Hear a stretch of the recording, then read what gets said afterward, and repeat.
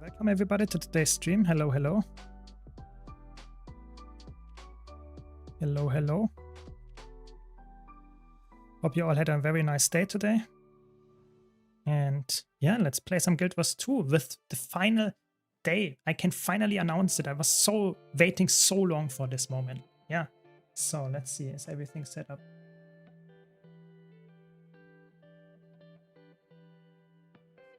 Yes, finally we can also, yes, long time no see. I'm so sorry for my NA friends. Welcome, welcome.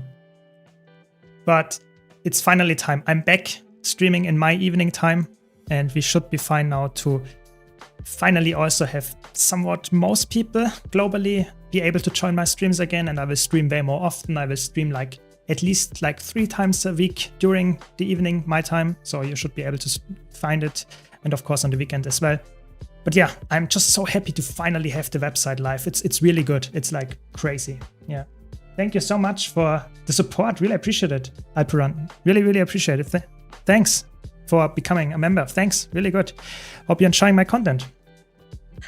So what I was saying is I finally launched my website today. So if you haven't seen the video yet, or if you just don't know, !website in the Twitch chat, and you get a link to my website, and it's now finally live, and it's way easier to find what you're looking for. You know, I have a lot of videos on my YouTube channel, but the problem is oftentimes a new player comes here in the Twitch chat and asks, what exactly do you do when you reach level 80? And I often say I have a video about this, but nobody finds it because I have so many videos. So it's really important, in my opinion, to make it accessible as well. And that's why I made this website, and it's without any ads, and it's just like for people that want to find the video that they're looking for. That's why I made this website. Hopefully it will also help everybody. So if you have any feedback, any questions, let me know. Always happy to answer this. Just started Guild Wars 2 back after 8 years. Loved your videos and loving your new content. Making my compendium for the game, and you are godsend. I mean, that's perfect, yeah? If you have any questions, just let me know. Just let me know. But yeah, perfect to hear that, and that's my goal. I want to get new players, veterans, and of course returning players to just enjoy the game again. That's what I want, because the game is awesome, and I think this year is amazing for Guild Wars 2. I think we can get a lot of stuff and hype it up and get a lot of stuff done, and I really hope that we will get more fans, yeah, of the game. Yeah, I'm really happy, Vex. I'm really happy about the website. Thanks for the congrats. Yes, I can do this. Give me a second.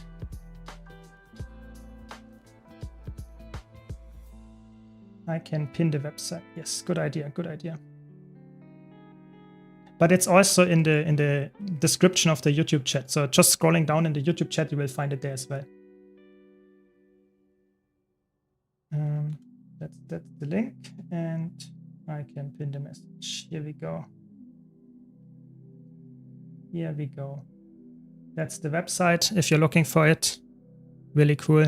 And yeah, perfect. You know, it's not like, I really want to make this clear. I think there were some comments in the video where some misunderstanding, some confusion was there. This is not a written guide website. I don't have like to all my 500 build videos a written guide. That's just too much work. I might do it in the future if I have a lot of time, but for now it's like a database. Yeah, I had my spreadsheet before, and now it's more like a, how can I say, a database with like sorting and filtering options and stuff like that. So it's really to find the video that you're looking for. It's not giving you a written guide to everything. That's just not possible for me right now. And we have really good community websites for that already. So keep that in mind.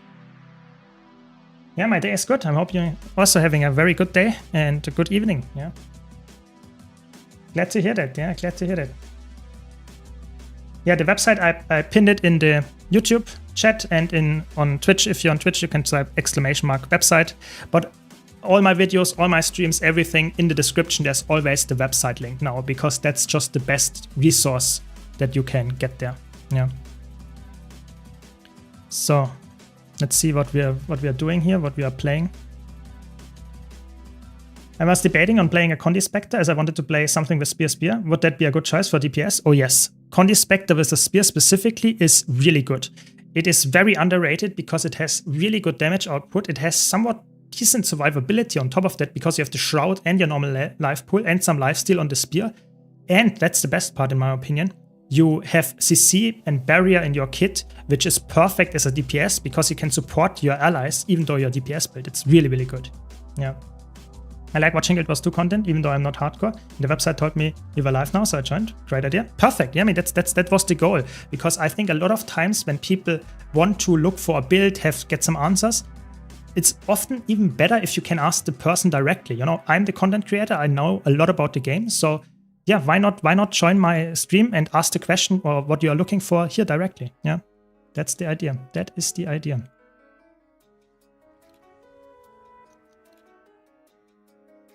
Can I play this in open world too? I would say so, yeah. I mean, the thing is, Spectre is a really good build in terms of sustain and general utility in open world. The thing is, Spectre has one single, really, I'm not exaggerating here, a single drawback. You can only play it as a Condi build. Yeah, Power Spectre doesn't really work. So if you play it as a Condi build, you will be really good with you, but that is exactly what you do with the Spear. But the problem is, if you have like really easy fights, yeah, like mobs that have like, I don't know, 50k HP or something, not a boss, not a legendary mob or anything, you will kill them very fast with power, and with condition, it needs at least double the amount of time because they have to ramp up your conditions. So that's the only drawback of playing a condition build in open world like Spectre, but for harder fights, it's really, really safe and good. Yeah.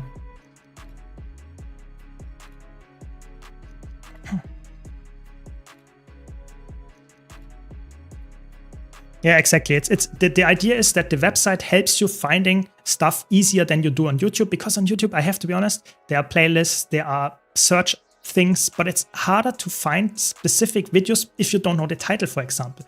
On the website, you can go to what you're looking for, build guide, go to build section. If you're looking for gold guide, go to the gold section. It's really clear and easy to navigate. And that's what I was aiming for. Nothing specifically there for making it like, for me, I don't know, economically worth it, but it's easier for you to find the videos. That's the main goal. Yeah. Spear Spectre is great for sure, more difficult than Scepter, but worth the payoff. Yeah, I agree. I think it's like, in the beginning, it seems like daunting because, oh, Spear has so many skills and it's really weird. But if you learn it, it's so fun. I really agree with this, yeah. So let's get going. Alacrity Heal Paragon as usual here. I really like this build now. It's really fun. I mean, my haircut, I have no clue, you know, my hair, I'm just getting old, I guess, at this point. I'm just getting old at this point. I'm not judging. I'm not judging. That's just how it goes. You know, if you get old, I'm getting bald probably in like, I don't know, a couple of years, so I embrace it at this point.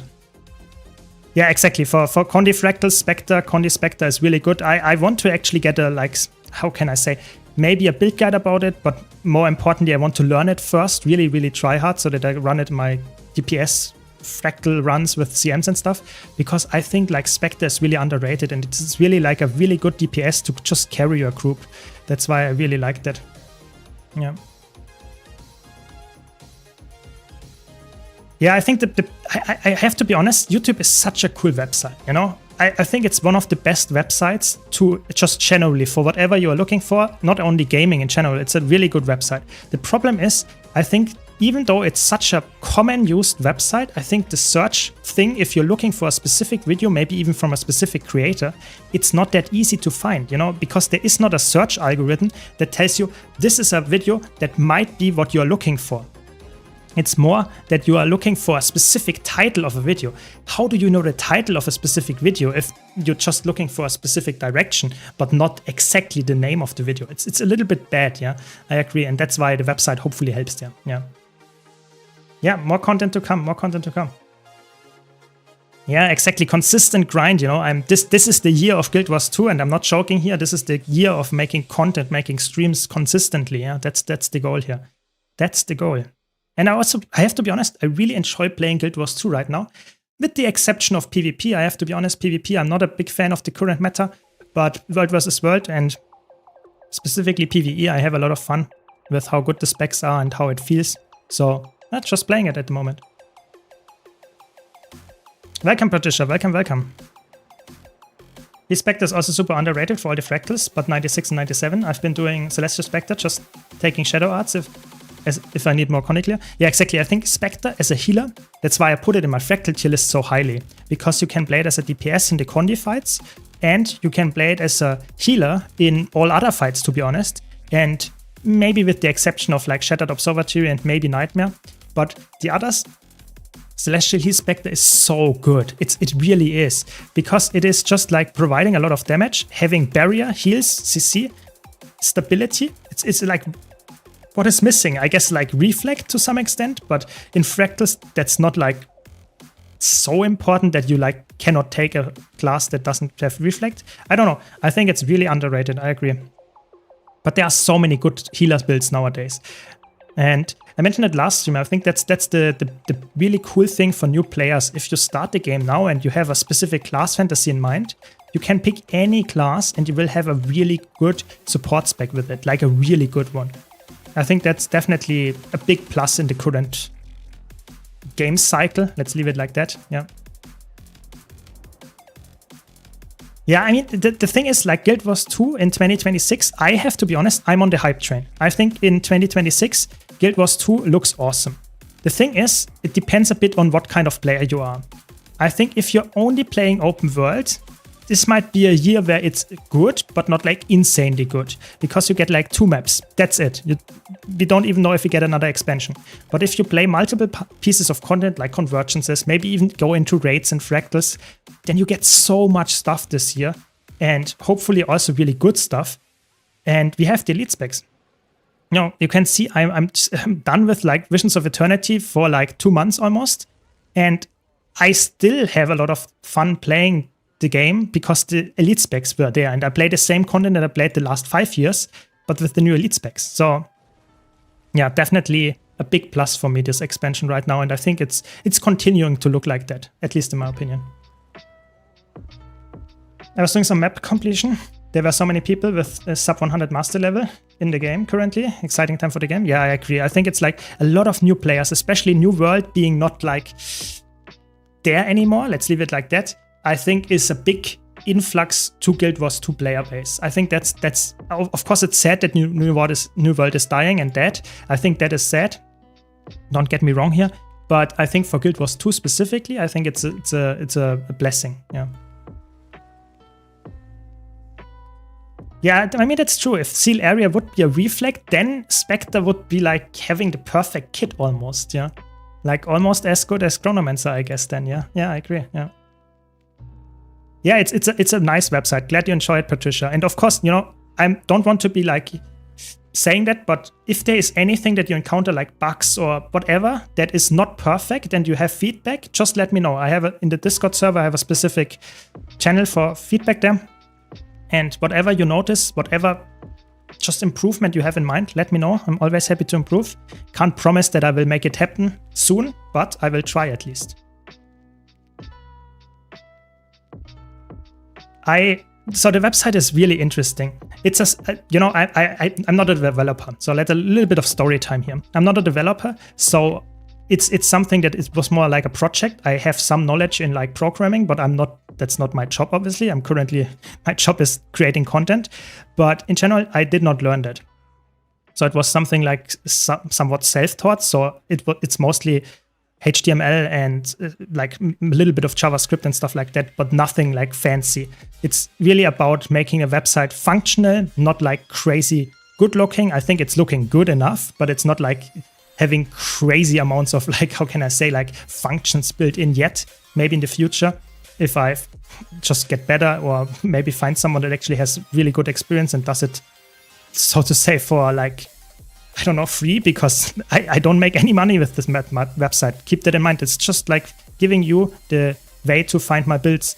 And right now I also have to be a bit careful, because if you watch the video right now, on the website itself, I think it's actually in a way that you cannot like, it doesn't count like as a view on YouTube. I'm pretty sure. I have to double check that. So we have to find a way to make that possible, that it's actually like really that you can like it, that it counts as a view and stuff like that, not only being, so to say, circumvent going to YouTube. But you can, of course, always click the button in the bottom right corner to find the video there as well, or to directly go to the video. Either way, I'm happy that it's now live, and hopefully it helps everyone to get a better time of the game. If you were going to start the game from the beginning and had the chance to play only one character from start to finish, which build would it be? I would probably be playing like a power Chronomancer. Why specifically Chronomancer? Because Chronomancer is one of the only classes in the entire game that can be played as a full DPS, as an boon support, and as a full heal support, with the ability to be able to be a quickness healer, a quickness DPS, an alacrity heal, and alacrity DPS. So you have all the options in one build, or not necessarily build, but you have one elite spec, and it will even get buffed, at least the DPS build, with the next balance patch in like a week, yeah, next week, exactly. So that will be exciting, but I have to be honest, I probably would not last very long if I had to play a single build from start to finish, like getting all the legendaries and stuff like that. I would probably not be able to continue playing the game for that long. It would bore me to play the single class all the time. You know, for me, it's like Guild Wars 2 doesn't have enough for an endgame veteran to play infinite amount of content, so you have to make your own content. Either going for achievement hunting, going for like all the skins and stuff like that. But if you always play the same class, which is for me not that fun, I like to swap around, trying different builds, going around, learning them and stuff like that. And that would leave if I only play a single class. So I personally would probably not enjoy the game as much, but I mean, that answers your questions nonetheless, I would say. Is there a good power shortbow conduit build out there? So the problem is shortbow on Revenant is not really meant to be played as a power-based weapon in PvE, that is. In competitive modes, you can play that to some extent, but in PvE, it is mostly condition favoring. So that means that you will just have a worse build if you play a power conduit with a shortbow. It is the best ranged option right now, but that doesn't mean much because Revenant ranged options are pretty much garbage. So I would personally say, if you want a real power-based long-range build, then I would probably not play Revenant in the first place. If you just needed to swap during an encounter too, sure, use the shortbow. But typically, I would rather go for like more melee weapons and hope that the encounter doesn't have too much forced ranged usage. That's the sad truth, you know. Conduit is really good as a power build right now in PvE, like really good. It has right now a 46k benchmark with swords only. So you just use sword and you're like good to go. But ranged, not so much, yeah. I only have legendary light armor. Bored of playing light classes, grinding for heavy armor right now? Yeah, I mean, that's good, you know. That's exactly how I started slowly to become a multi-classer. I've got bored of one class, and then after that, I got to another class and played another one. And when I got bored to that one, I got to another one and slowly bent my way from having one ascended armor set, getting one legendary set, and going and always keeping it up, going to another class until I like just had played all the classes to a level that I was happy with.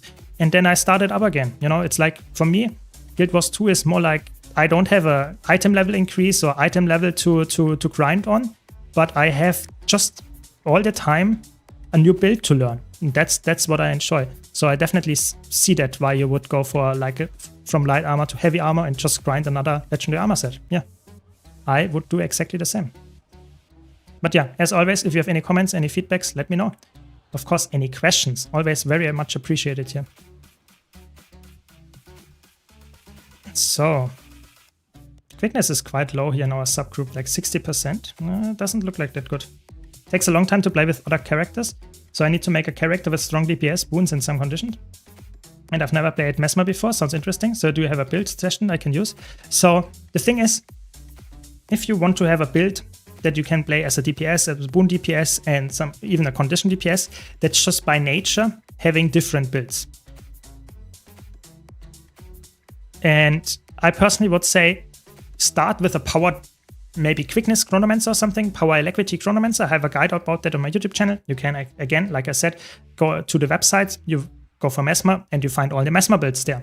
And I can showcase this after the strike one, how that works, how it looks, but it's I would say self-explanatory. So just go to Mesmer and you will find all the build guides there. And the important part about Mesmer is not necessarily that you have the perfect gear, but the important part is for all build guides that I have, that you actually not only copy and paste my build, but that you also listen to what I have to say and what you should know about the build.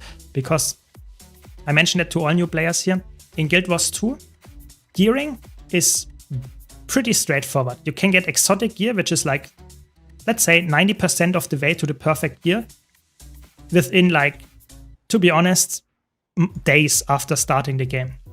And the thing is, that will not be a problem. So if I play in full exotic gear, I will probably be, for most pack groups, still in top of the DPS charts, even though my gear is 10% worse than probably a lot of other players' gear here. The thing is that in Guild Wars 2, gear is just like 50% or something of what you actually need to do to perform in PvE decently well. If you, to this boss, for example, if you just sidestep all the attacks, you will survive. If you have the perfect gear, that doesn't make you survive. Thank you so much, Neptune, for the Prime. Really appreciate it. Welcome to the stream. Welcome. So that is something that you have to keep in mind. Guild Wars 2 is way more skill-based than it is gear-based. So if you're a new player and watching this, try to not only copy and paste my builds when you watch my build guides, or any build guides for that matter, but also read and learn and listen to the description of the build, how it works, how it functions, so that you actually understand what you are like copying. That is the whole thing and whole gimmick of Guild Wars 2. Rotations matter, understanding the attacks matters a lot, and all that good stuff. So it's really, really important that you just don't always just not only copy and paste. That is really, really important. Yeah, power is good, exactly. Power Chronomancer is awesome. So let's keep the heal up. Get a banner going. Nice, just to make sure. Is it true that the mount is time limited until you buy an expansion? So the mount is time limited. Yes, you have like, I think like, I don't want to lie, but I think it's like 10 hours until you buy an expansion, which is okay because the game is free to play. You know, if you buy the first expansion, whatever expansion, to be honest, you get the Raptor mount for free. So that is, I mean, the game is so good and you can play so many hours for free that it's like completely fine that you just get teasered, so to say, for the mount, in my opinion. But yeah, I mean, that's just my opinion. Yes, awesome. I mean, I try to stream more often now in the evening of my time as well, so that we can also catch our American friends. Yes. New site is very nice. Thanks to you. We are learning a lot about the game. Perfect. I mean, that's the goal. Thank you, Rami. Really appreciate the membership. Thanks a lot for supporting. Hope you're enjoying my stream and my channel. Thanks a lot. I've been playing the game for a year, but there's no one left except the character for which I made the DLC. I got bored quickly. Yeah, I can understand that. But keep going. Try to find your goals that you want to get done, and you will probably have a lot more fun in the game. And I have to be honest, I think for me, one of the best factors to keep me playing is trying to improve every single day. You know, I learn a build, I want to understand how it works, and I don't stop by copying the gear, but I also want to learn how to play it in all content to an extent that I'm happy with my performance. And I'm only happy if I actually carry my group as well. You know, I don't want to be the guy that gets carried by the supports. I want to be the person that actually helps to succeed. In PvE, that's not a big deal. Oftentimes, it's not that hard. But even there, I think you can make, like in Fractal CMs and stuff, you can make a big impact. And I think that's what's keeping me playing, to always make a big impact on my group, a positive impact that is. So, yeah. Love the shortbow. What strong specs out there use it as a core weapon? So you have Thief that uses a shortbow, but Thief is more like a utility-based weapon. You typically don't really use it as a DPS weapon. You have the DPS shortbow on Soulbeast. Soulbeast is clear shortbow user. You use it as a condition-based ranged weapon. It's really good. It's a meta pick for Soulbeast, or in general for Ranger. Like Untamed can use it, Soulbeast can use it. And then we already have like a, that's it. Like Engineer can use it, but Engineer is full support, so you don't play it as a DPS weapon in PvE ever. So it's really like, in my opinion, the only shortbow user that uses as like a real DPS weapon is Ranger. And even there, it's probably only Soul Beast and Untamed. Yeah, okay, maybe Druid as well. But all the others, not really, because it's fully condition based, meaning that whenever you want to use it on any Ranger build that is just typically played power, so for example Gale Shot, it doesn't fit. And I think that shortbow is a little bit sad, because if you like your shortbow skins, that doesn't really help you, because you cannot use it as a power-based weapon, ever. There is not a single power-based shortbow out there. It just isn't. That's the sad answer there. I'm really sorry. Maybe with another balance patch or something, but not right now.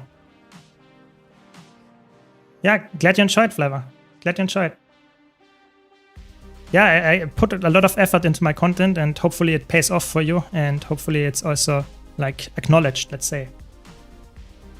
I'm currently day 40 in my Guild Wars 2 journey and farming for Obsidian Armor. Looking forward to when it gets done. Yeah, I mean, Obsidian Armor is definitely a grind, but I think it's like a good type of grind, at least in the beginning, because it's something that keeps you hooked, and it's a really big quality of life. Like having a legendary armor, I think it doesn't matter what kind of player you are, it's such a big quality of life. Even if you don't like the looks, I think it's worth it.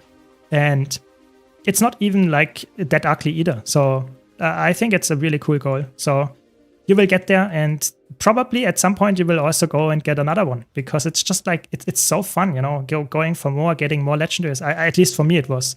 I could never stop, you know.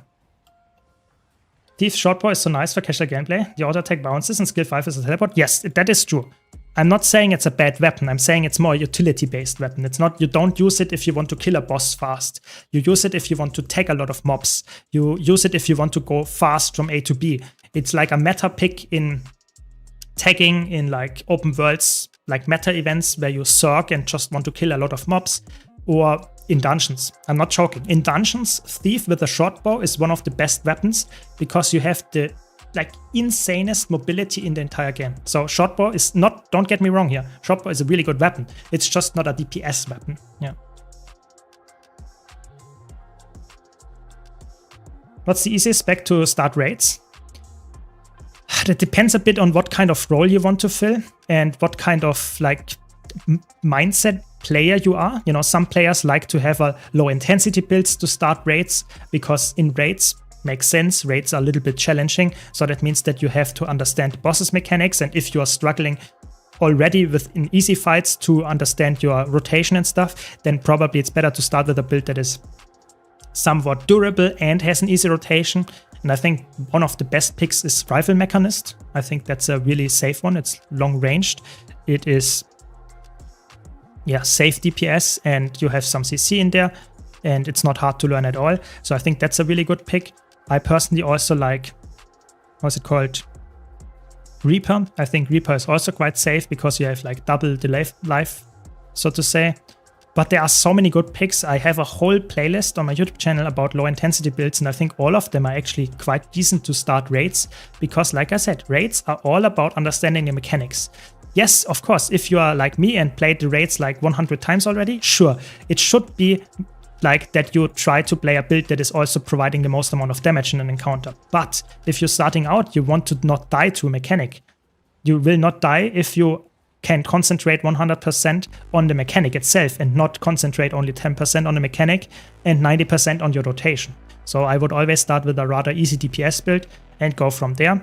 Why DPS and not a support? Because supports in raids, or even in strike missions to some extent, have a more, how can I say, active role. That means that you have to know what to bring, have to know how to deal with specific mechanics. Oftentimes you have to kite in raids. As a support, oftentimes you have to provide stability at the correct moment. If you're a DPS player, in 90% of the fights, you just DPS the boss. Yeah. So I would always start for raids with a DPS build. If you want to, with a low intensity build, but Rifle Mech is probably the best pick in a lot of cases. Or even the latest like Paragon version, like this hybrid condition-based Paragon. It's also a really, really good one. But yeah, just check out my website. I have all the low intensity builds there as well, and you should find it. What's the best way to get Mystic Clovers? It depends again on what kind of player you are. You know, some players play only open world. Then the best way to get Mystic Clovers is Drizzlewood Coast, farming that over and over. If you are a player that is playing PvP and maybe even World versus World, then farming reward tracks and buying the weekly Mystic Clovers is really good. If you want to see a full list of all the Mystic Clover ways to get them, I have that again as a guide on my YouTube channel and on my website. You can find that !website or linked in the YouTube chat. Sorry that I'm always promoting, but that's just like what I'm saying here. If you need a build guide, gold guide, whatever, new player guide, it's probably on my website. And so there are a lot of ways to get Mystic Clovers nowadays, but none of them is like giving you infinite Mystic Clovers in a short amount of time. It's always a grind. You know, there are some players like me or players that play the game for way too much. They have a lot of Mystic Clovers stacked up, but only because we played so much. It's just, it takes a while. Mystic Clovers is not a currency that you will get just very easily, consistently all the time. Keep that in mind. Hope that helps. I just crafted Aurochs before the new year. It was my first non-generation 1 legendary. Such a hungry backpack. Yeah, it's really greedy what it needs. I think it's also really funny that they made so much of like foods in there, because the food prices like skyrocket since this was coming out. I think it's actually quite fun to have a legendary that is actually quite expensive, but also like quite. I like the skin. I know some people don't like it, but I think it's really cool to get it from open world only. So either way, I think it's a nice looking one. So yeah, I mean, happy for you that you got it. Yeah, there are so many new specs to learn since 2013, you know. You didn't even have elite specs back then, yeah. So nowadays we have like 36 elite specs. So yeah, the game is definitely looking completely different than like 12 years ago at this point, yeah. It's crazy. Definitely crazy. Have Power Daredevil, Condi X-Thief, and Condi Virtuoso, for example. Yeah, I mean, those are good. I mean, I would say Condi Virtuoso is probably your best pick. It's not the highest DPS number also out of those 3 that you have there, but it is a very safe pick. So if you want to go into raids, I would right now recommend probably like for power-based bosses, if you want to optimize, go for the Power Daredevil. And if you want to have always the safest option and never be, so to say, a slug or someone that like negatively impacts your team, then going for Condition Virtuoso is always like really good, because you're just so safe with it. Yeah. Glad to hear that, Snow. Glad to hear that. If you have any questions as a new player, always let me know. I'm always happy to help. As a returning player, it's very helpful. There's so much content in Guild Wars 2, I feel pretty overwhelmed coming back. I started with the Seasons of Dragons achievement for the Legendary Amulet and discovering amazing new maps I've never knew existed. Yeah, it's one of the coolest legendaries in the game. It's a free Legendary Amulet, and it brings you to maps that you might not remember, that you might not know that they existed in the first place. It's just a really cool legendary. It takes a while, it's free, but it is a grind nonetheless, because you have to get a lot of achievements and stuff done. So I personally think it's a really good mix of a legendary. We don't have any other legendary like this, to be honest. Maybe the Fractal Gloves, but it's not as generally good as the Amulet. So yeah, I think this is a really like unique one. So enjoy the journey. Yeah. What do you think is the best way to sell a legendary? So there are, I would say, 2 ways that could be considered the best. So putting it on the trading post, let's say you want to sell Eternity, then you would put it up to a price like this guy here for 3.2k gold. And you had the chance to be undercut. This is a risk. But the thing is, if you see the gap here is almost only 100 gold. So at this point, if you want to sell it right now, you could consider selling it directly here. I'm not sure I wouldn't do that, but just saying that could be a way to do it. And then that's the best way of getting your money safely without any hesitance, and just like getting like, let's say, I don't know, 85 gold less or something. That is a way to do it. If you say 85 gold, but I don't have any problems with being scammed or having like just the fastest way of getting the gold, that would be the way. The second way that I would consider the best way, if you have motivation and patience to do it, is going to the Overflow Trading Post Discord. That's a Discord server where you can just advertise your stuff that you want to sell and then can sell it for 90 or 85% of the trading post price directly to another player. That means that you have a chance of getting scammed. That's very unlikely, but it's possible. Have to mention that. But you will guarantee that you will not be undercut. That is really good because, of course, getting undercut is always something that is horrible. For if you sell a legendary and you post it, you will have to pay 5% of the price. That is a lot of money for a big ticket item like this. And if you get undercut by multiple people, you have to take it down and list it again. And that means that you have to pay 10% of the price, meaning over 300 gold at this example here to get the legendary sold, just for listing it. And then the 10% of the transaction fee is also happening. So you lose a lot of money. So if you want to circumvent that and get the most amount of profit, you should probably use the trading post, the Overflow Trading Post Discord. Yeah, those are the two best options. I'm not saying there is a really good one. Both of them have their advantages and disadvantages. But I did it myself. I sold a lot of stuff on the Overflow Discord. So it's definitely not a problem to do it there. I never got scammed. So keep that in mind as well. But it can happen. It definitely can. So yeah, I mean, I guess that now you have to decide what's the best for you specifically. From a math point of view, if the difference is less than 30%, wouldn't it be better to just sell it directly? So if you sell something directly on the trading post, then you still have to pay the listing fee and the transaction fee. Keep that in mind. Thanks a lot for the Prime, Shaikoto. Really appreciate it. Thanks a lot for your support. Hope you're enjoying the stream. So the listing fee and the transaction fee, you always have to pay. You always have to pay. There's not a single version of the selling on the trading post where you will not have to pay this 15%. Always. The only difference is that if you list it for the sell price, you might get undercut and might have to pay the 5% for the listing fee again. This is the only difference. So if you want to be safe and not have to pay those listing fees ever again, then you have to go to the Overflow Trading Post Discord. Or just use direct player trading in-game. That works as well, of course. Yeah. From Guild Wars to TP, it looks like they usually sell a few a week. Overflow is a good shout.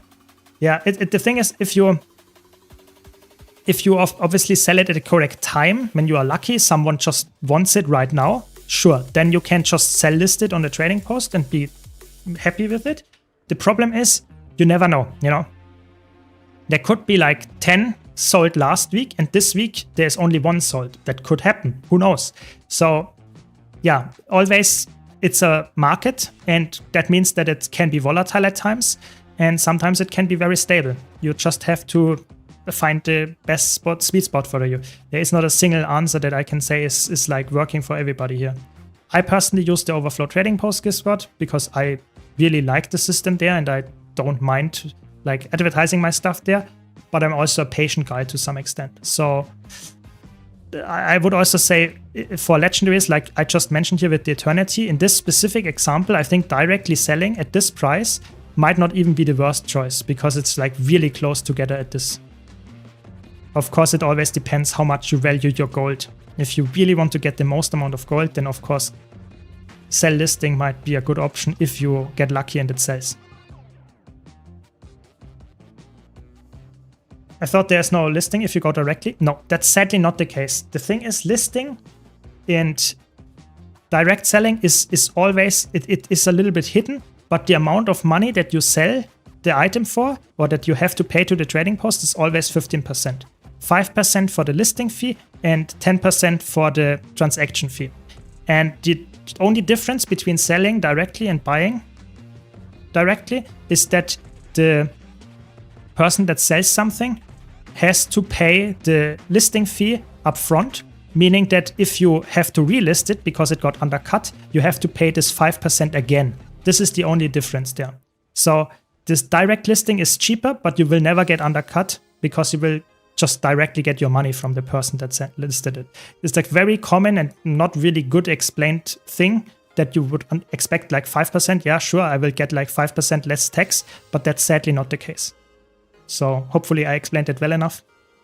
But yeah, trading post in Guild Wars 2 is a really good system, but it always costs you 15%. That's the reason why gold inflation doesn't really, at least to some extent, exist in Guild Wars 2, because we have the trading post. Yeah. Thanks a lot, Muffin Baker. Really appreciate the Prime. Thanks a lot for the support. And Hype Train, yeah, let's going. Let's keep hyped, everybody, yeah, with our website release, just like Hype Train everywhere, yeah. Let's keep it going, guys. Let's keep it going. But yeah, hopefully I explained it with the trading post well enough.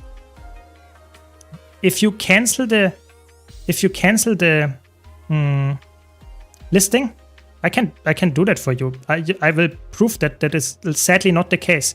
I'm selling here, what am I selling here? Let's say Superior Rune of Torment. I paid like, I don't know, 25 silver for that. If I remove it here, I don't get the money back. I do not get the money back. So sadly, not the case. 5% is gone directly if you list it. If you remove it, not a chance. It will directly be gone and you cannot get it back. That's just how this system works. It has been since the start of the game. Very unlikely to change.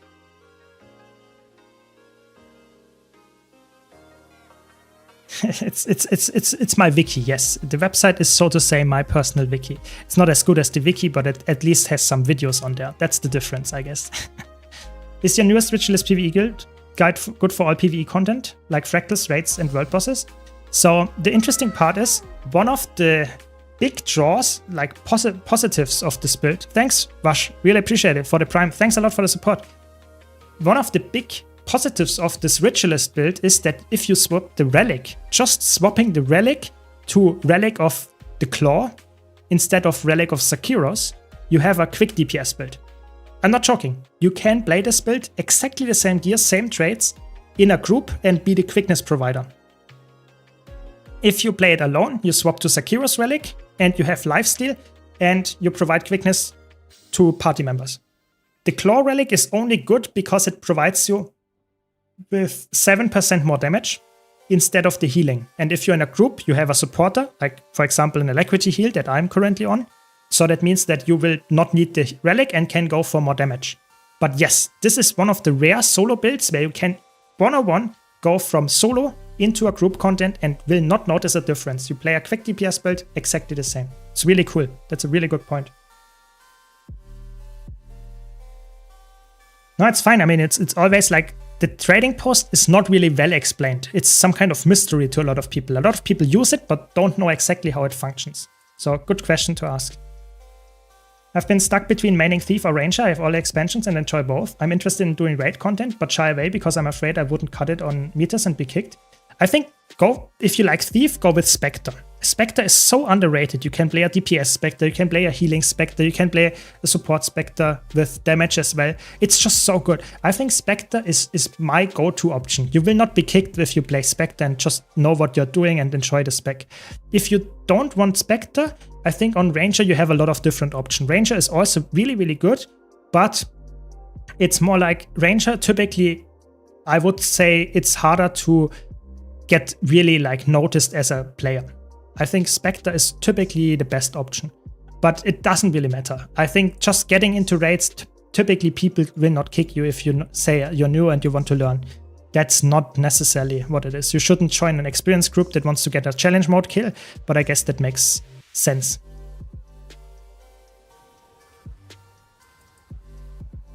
Yeah, I mean, I would say Thief is probably the Spectre is very underrated and should probably be considered one of the best options for you there to get into raids. How is it going, bro? I'm looking for a low-intensity DPS scrapper. I personally would say DPS scrapper with a hammer. You can play rather decently well. I was actually looking into making a scrapper low-intensity build guide. I don't have one yet, but I'm currently looking into this. Yeah, you can also just use my DPS scrapper guide and just remove all the kits, you know, and just use, for example, throw mine and stuff like that, and then you have a way easier time of playing the build as well. Of course, you will have less DPS, but that works as well. But in general, Scrapper is always a little bit like hectic, I would say. It's not as chill as Mechanist. Exactly, the Quickness Berserker Ritualist build. That's what I was referring to. Exactly. Yeah, Antiquary is really good for the high DPS, that is true. The thing with Antiquary is that it is not easy. Yeah, so if you go into a new encounter that you have never played before, playing an Antiquary because of the high DPS will probably get you killed a lot of times. Because you know you're like going for the, how is it called, for the rotation and try to make it perfect. And then you will just don't see a attack miss and like dodge or whatever, and you might die because of that. So I would always recommend playing something that's a little bit more straightforward and has more self-defenses. And I think Antiquary is like probably really good for high-end gaming, but if you start raids, I would expect you're not at this level yet. Yeah. What do they say is the best greatsword class? Oh, there are so many greatsword classes. I personally think Guardian is probably one of the best contenders because greatsword is just awesome there. But I think, to be honest, Greatsword and Spear are weapons that are used on almost every single class. So I would answer Guardian there. It's funny, I avoided Spectre for a while because I didn't think I'd like it, but now it's probably my most favorite Thief spec. Yeah, I think it's like, for me, when Spectre was released, I was like skeptical, but I played it now so much because it's so fun. It's by far my favorite Thief spec. It's so good. It's so fitting. It's such a cool fantasy. Yeah, Quickness Scrapper is really good in PvE, but it has a lot of buttons to press if you want to play it perfectly. That is true. Can you recommend a good medium armor class, Condi DPS? I would say like either Antiquary, so Thief, or probably like Soul Beast is good as a Condi build. Those two probably would be the best Condi specs, or Condi Mechanist is also like one of the easiest Condi builds to play. There are so many builds nowadays, so I'm just naming 3 at this point, yeah. I've been playing Unload Antiquary and it's so fun and far easier to play than Spear. Yeah, that is true. I made a low intensity build about it, and it's surprising how easy it is. Probably the best low intensity Thief build right now. Yeah, better than Deadeye, I would say. It's crazy, but it's true. Yeah. Yes, welcome Chichi, welcome. Is there an easy build for any of the heavy armor classes that works both in open world and high DPS in raids? Let me think. What is an easy build there? Yeah, I would say probably like the Paragon build that I've just posted, like Hybrid Paragon with like Sword. That works in open world very well as well. Like you could also play Celestial there and you have really good like time there. Yeah, that's probably the one that I would recommend. Sword Paragon. Ah, nice. Yeah, I'm really interested in the Scrapper low intensity build. Really good idea. I like that. Are spears only for underwater? No, you can also use it if you have the Chant der Wild expansion on land. Yeah, Antiquary is not for everybody. That is a fair criticism. Not for everybody. I'm also not really enjoying the spec that much. I played it and I tried to learn it, but it's not my favorite one. What's your thought on Engineer class for the upcoming patch? I think Engineer is probably one of the winners, yeah. Engineer, Guardian, those seem like the winners of the patch. I think Chronomancer and some other specs might be losers, but I think like Engineer, Guardian, they seem like big winners of the patch, or at least medium big winners, yeah. I really like the Thief Sylvari combo, lore-wise, because I like to think Sylvari are so young, they don't understand that stealing is a thing. I mean, that makes sense, yeah. I'm not a big lore guy, but that makes sense to me, yeah. I like that thought process, yeah. I test low intensity builds with the controller. If it's easy on controller, it's a good build. Good to know. I mean, maybe I should do that as well. You know, that should be the criteria. Good idea. Antiquary is info overload when you start because of the limited time to pick artifacts. Yeah, I think it's like it's not easy to learn. It really isn't. But if you really invest time into it, I think it's actually highly underrated how fun it can be, because you have so much like stuff to do, but also so much agency in the rotation. I think it's actually really underrated, but it's just I'm not the biggest fan of the class idea. That's just I don't have to love every single class. I think the elite spec. Yeah. Is Spectre always power DPS? No, Spectre is always Condi DPS or healer. Spectre can never be a power DPS in PvE because the numbers and in general what is there is just not really helping. Yeah. So it's Condi or support. Let's see how many people, if everybody GG's. Oh my god, that was one of the fastest GG's for extra shots. Crazy, we did it. Good job, good job.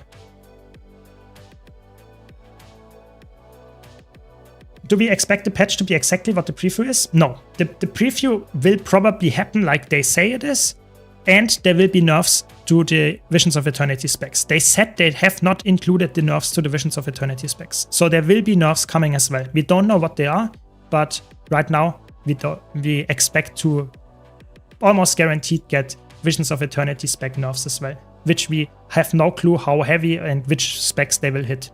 So expect a slightly different patch than what you saw in the preview. No, I'm not saying Antiquary is bad, I'm just saying it's not for me. I think that is a fair point to make. Not every spec has to be for everybody. I think that's also not realistic.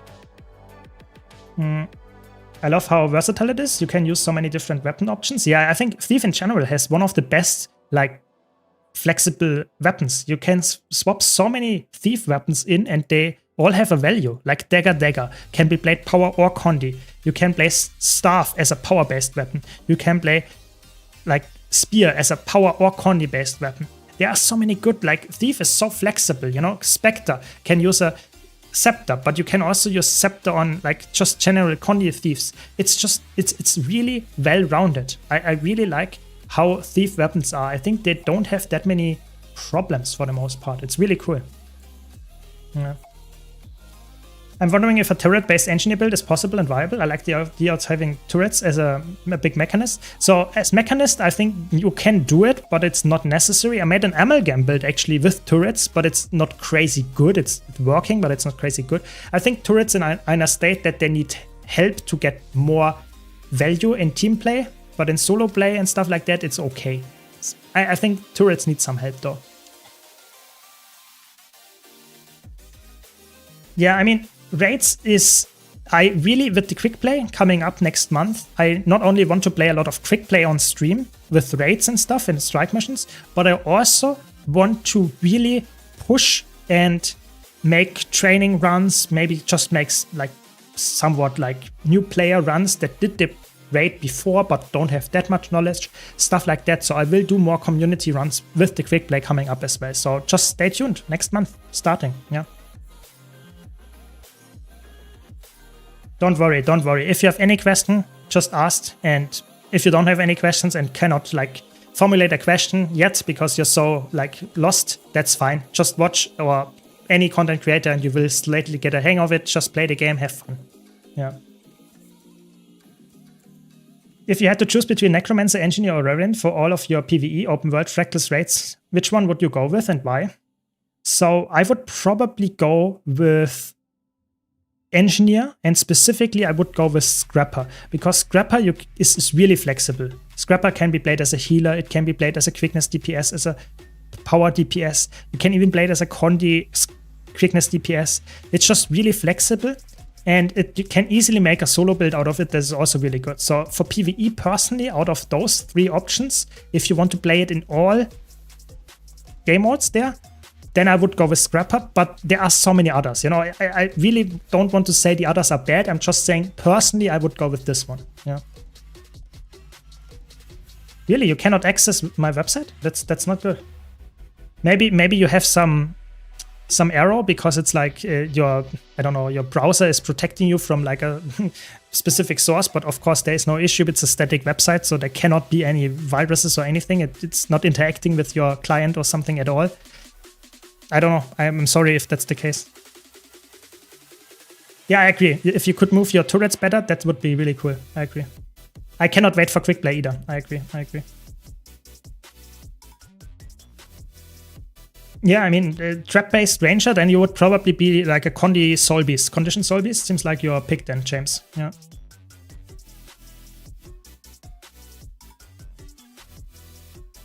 Nice, the website loads. That's good. That's what we want to hear. Is a turret-based engineer build possible? It is possible, but it's not like anywhere to being good. Like they really specifically nerfed turret so that you cannot play AFK builds that easily. That is one of the issues, because if you go to engineer, I can showcase this. turrets are very passive. You know, they attack enemies and they are typically used in solo, like AFK farming to some extent. So to circumvent that, they made turrets really bad. And that's just a big problem that Engineer has. So either you have turrets that are bad or they are good and a lot of people are using them to solo farm or something. So yeah, currently those turrets are mostly like useless, sadly. Really. It's sadly the case, but what can you do, I guess? What can you do? That's how it goes at this point.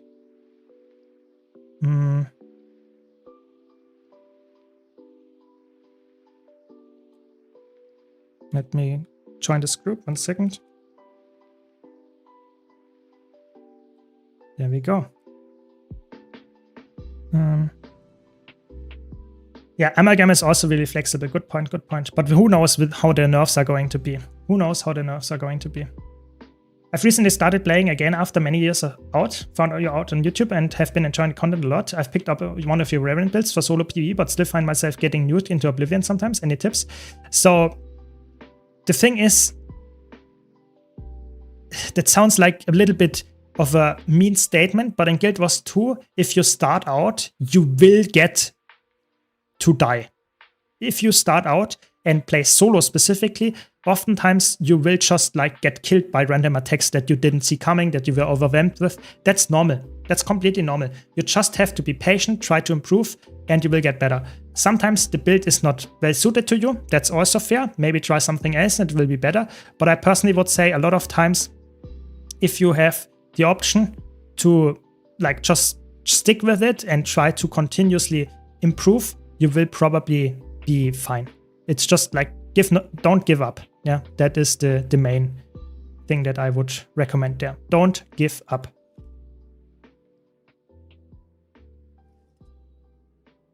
The only way to strip boons on Elementalist is using Absorption Sigil.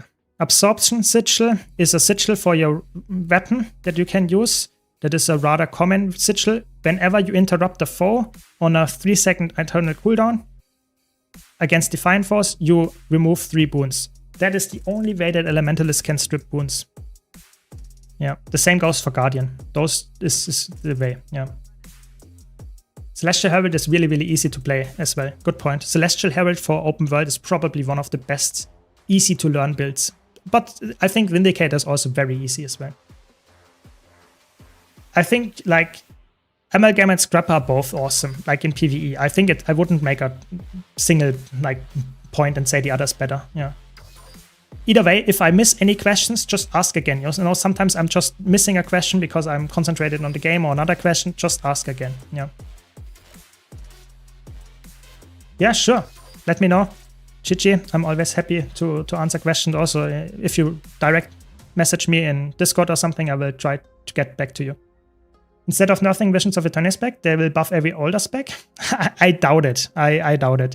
I mean, that could be the case, but it seems very unlikely. I don't see that happening, to be honest.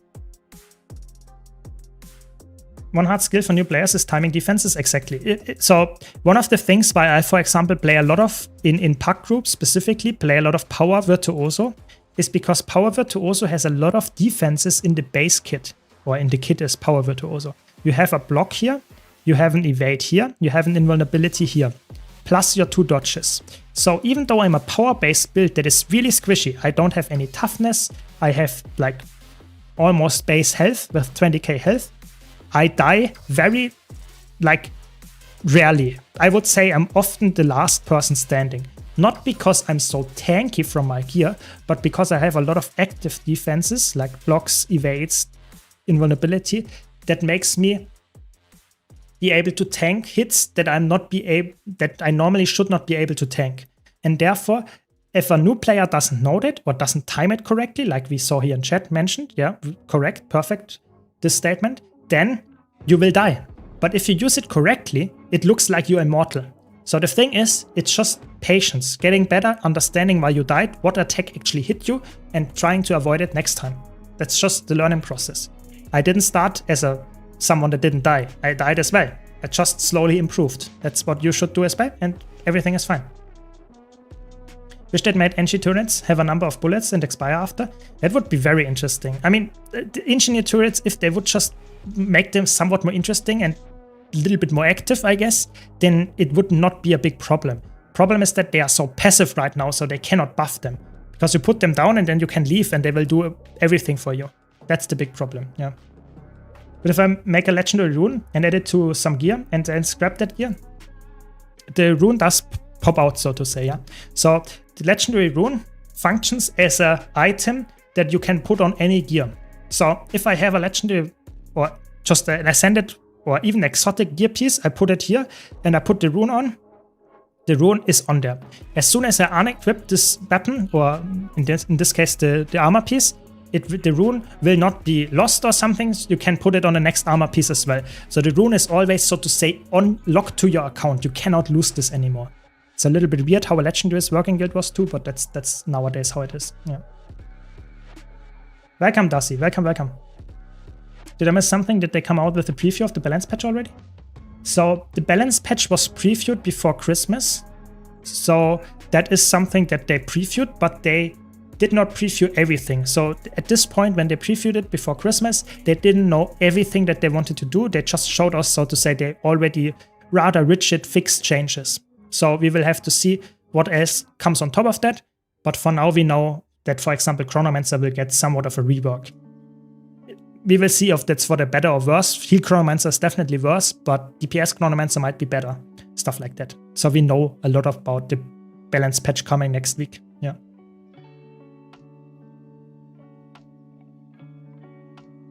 Yeah. I mean, Nostalgia, Guild Wars 2 has somewhat of the same thing. Like, Nostalgia is like a big carry, you know? For example, they brought out the new, like, Reforged for Guild Wars 1, and a lot of people are playing nowadays Guild Wars 1 as well. Not necessarily because there's so much new content, it's more about, like, nostalgia and how good the game was back then and how it's still good.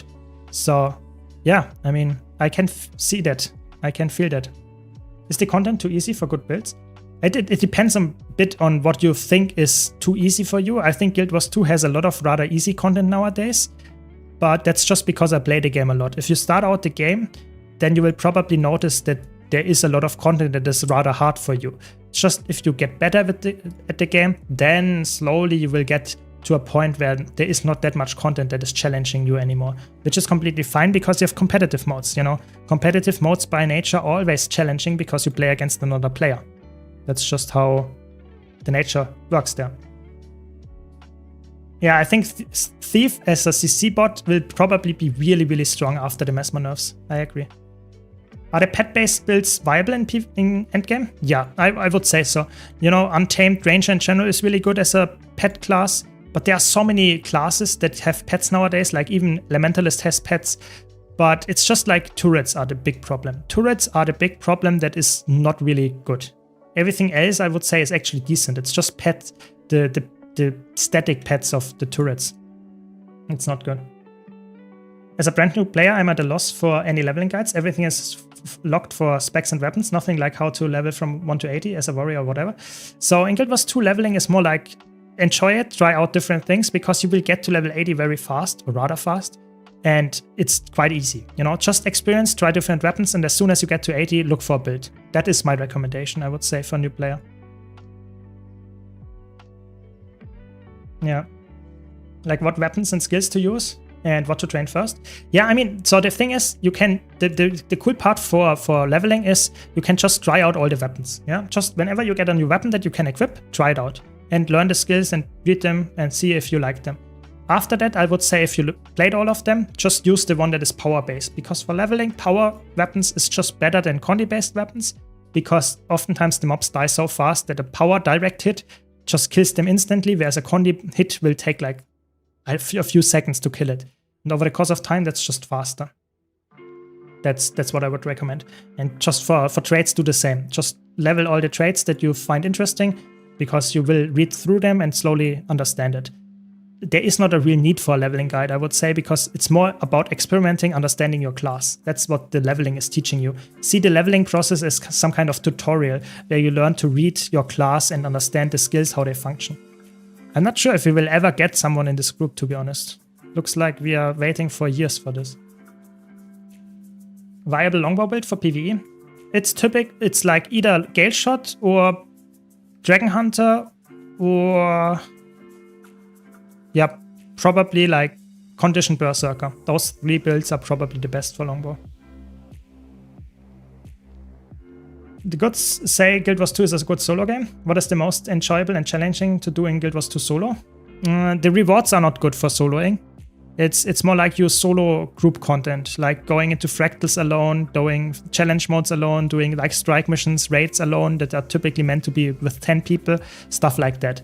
But soloing in Guild Wars 2 is more like you do it because you like it. You don't do it because there is a reward for it. Guild Wars 2 is not designed as a high skill-based solo game. You just can play alone, but you will not get more rewards for doing so. Yeah. I'm struggling to stay motivated for something on my main account and thought about starting a fresh account, 0 masteries and achievements. What do you think? I mean, I did it here on stream last year. It was really fun. Maybe I will continue this year if I don't have content for this account anymore. But in general, like just playing on your account and on your new account and just trying to experience the game for a second time, I think that was a really fun experience. And it was really nice also here on stream to teach some people how I would like continue and how I would progress my fresh account. Yeah, it's definitely, yeah. No, let's do something else. That's gonna take too long. But yeah, I would recommend it if you have the time and the energy. Sure thing.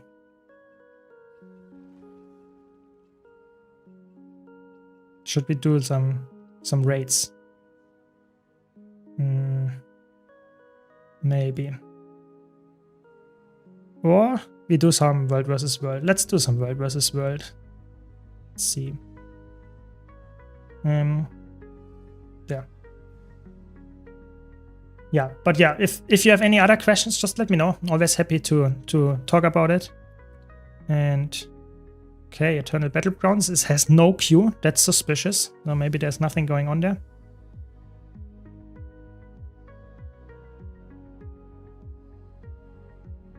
Yeah, exactly. I think the biggest problem for me on the new account was that I didn't have the quality of life features that I have on my main account. That was really the main problem. Because I did not have auto loot, obviously. I did not have, to be honest, anything. Like I didn't have bigger bags. I didn't have like permanent bank access. Stuff like that is so second nature to me that when I started fresh, it was like really, it wasn't that annoying. It was just like I forgot all the time. So sometimes I just like thought, I will get my food from the bank or something. And then I thought, I cannot get it because the bank is like a different map. So yeah, that is definitely something that happened. But you get used to it and you will get to, so to say, enjoy your main account's quality of life features way more. That is definitely something that I at least noticed. Yeah. I would love if Skyscale was a bit faster. So the thing is, Skyscale is, in my opinion, already a like really good. Like really, really good. And I think if it would be faster, I think that would be problematic in a lot of cases. Oh my god, it's a 3-way fight. We like those. Yeah, but I think Skyscale is a little bit problematic if it would be faster. I think it is already somewhat like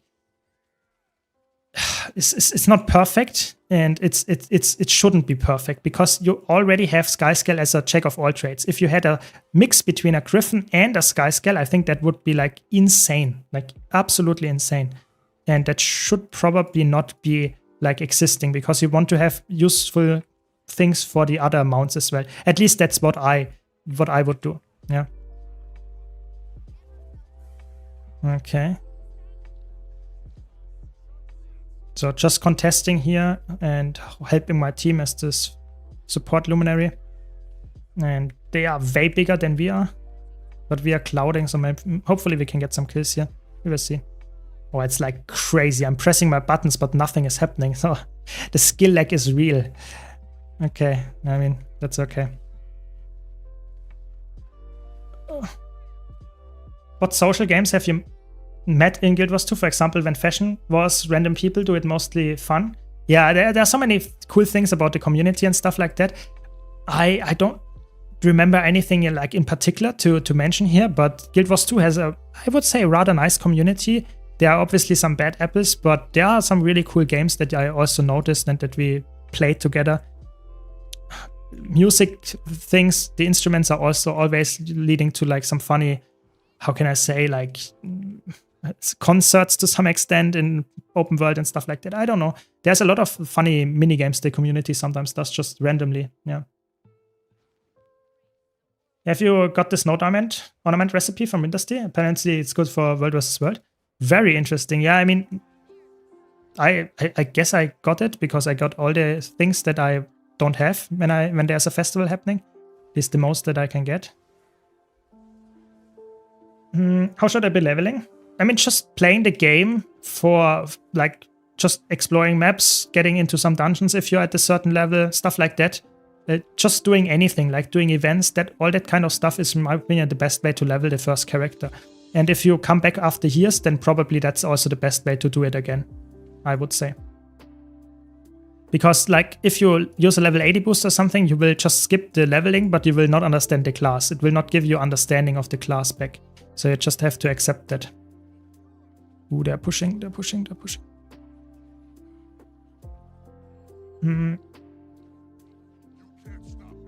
Now that would be interesting, like a merge for the Griffin with new masteries, maybe.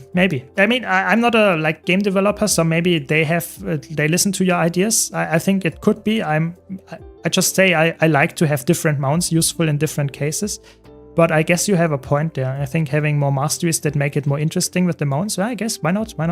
In general, they seem to be a little bit hesitant to extend the masteries that they already have. You know, we see a lot of with the new expansions, they add new masteries, but they don't add masteries to already existing lines. Who knows, maybe in the future. Wanted to double check, what if I make 2 legendary pistols? I might as well make 2 different ones. Yes, that is probably the way to do it if you don't want the twice told legend title. That's the only thing that you will get for making like 2 quips or something like that, because then you will get this title. Otherwise, doesn't matter. Guild Wars 2 is nowadays like, if you want to unlock 2 pistols, probably go for 2 different skins so that you actually get all the skins that you wanted. Yep, that's what I would do at least, yeah. Ooh. For legendary armor, which one would you go for per weight class? It depends a bit. If you play open world a lot, I think open world legendary armor is probably the best to do it for most players. But if you play like I'm currently doing world versus world a lot, you can do that. If you play a lot of PvP, you can go for that. I personally think it heavily depends on the player. You know, I personally had an easy time getting my first legendary armor from PvP actually, because PvP was like, oh, the skill lag is crazy. Like maybe you see it, but I'm pressing my buttons and it takes like 3 seconds until they go off. But yeah, in PvP, I think it's for me was very easy because I played a lot of PvP back at that time. But in general, just go for the one that you like. I think all of them are somewhat similar, easy if you enjoy the game modes. If you don't have any preference, oh my god, then probably the best one to get is probably the open world one, because it's like just grindy, nothing else. Yeah.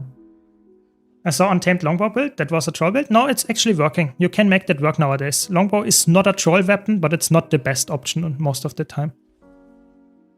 Okay. Holy moly, I like, I'm pressing buttons, but nothing is happening.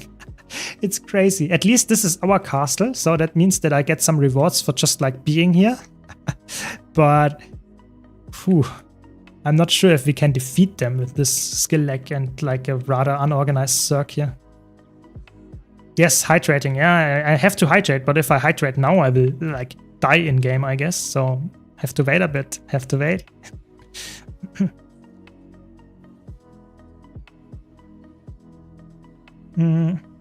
Yeah, dashing Skyscale in general, like I really like Skyscale. I think Skyscale is already in like an awesome, good position, but I can see your statement there. I definitely can see it. Fastest PvP, accessible world versus world. Yeah, I think it heavily depends. I think like the open world one and the world versus world one is extremely easy. It just needs a lot of time and effort, like grind put in, being patient. It's not something that I would say is like hard. World versus world is the one that takes the longest, just baseline. but the raid one is potentially with the open world one the fastest, but you have to invest more time. So there is always an advantage and always a disadvantage for any of those, to be honest. So yeah, just accept that and go for maybe a mix. That would be the absolute fastest way, like getting one PvP one, one world versus world one, two open world ones and stuff like that. That is the fastest way to get a full set. But of course, that is not what a lot of people want, because if you want the skins, then they would have all different skins and not fit together. But yeah, like I said, it always depends a bit on the player. You know, some players like to play PvP, some players hate to do it. So I cannot recommend PvP to players that don't like PvP. Yeah. I'm a luminary, can't die. Yeah, I guess. Let's hydrate.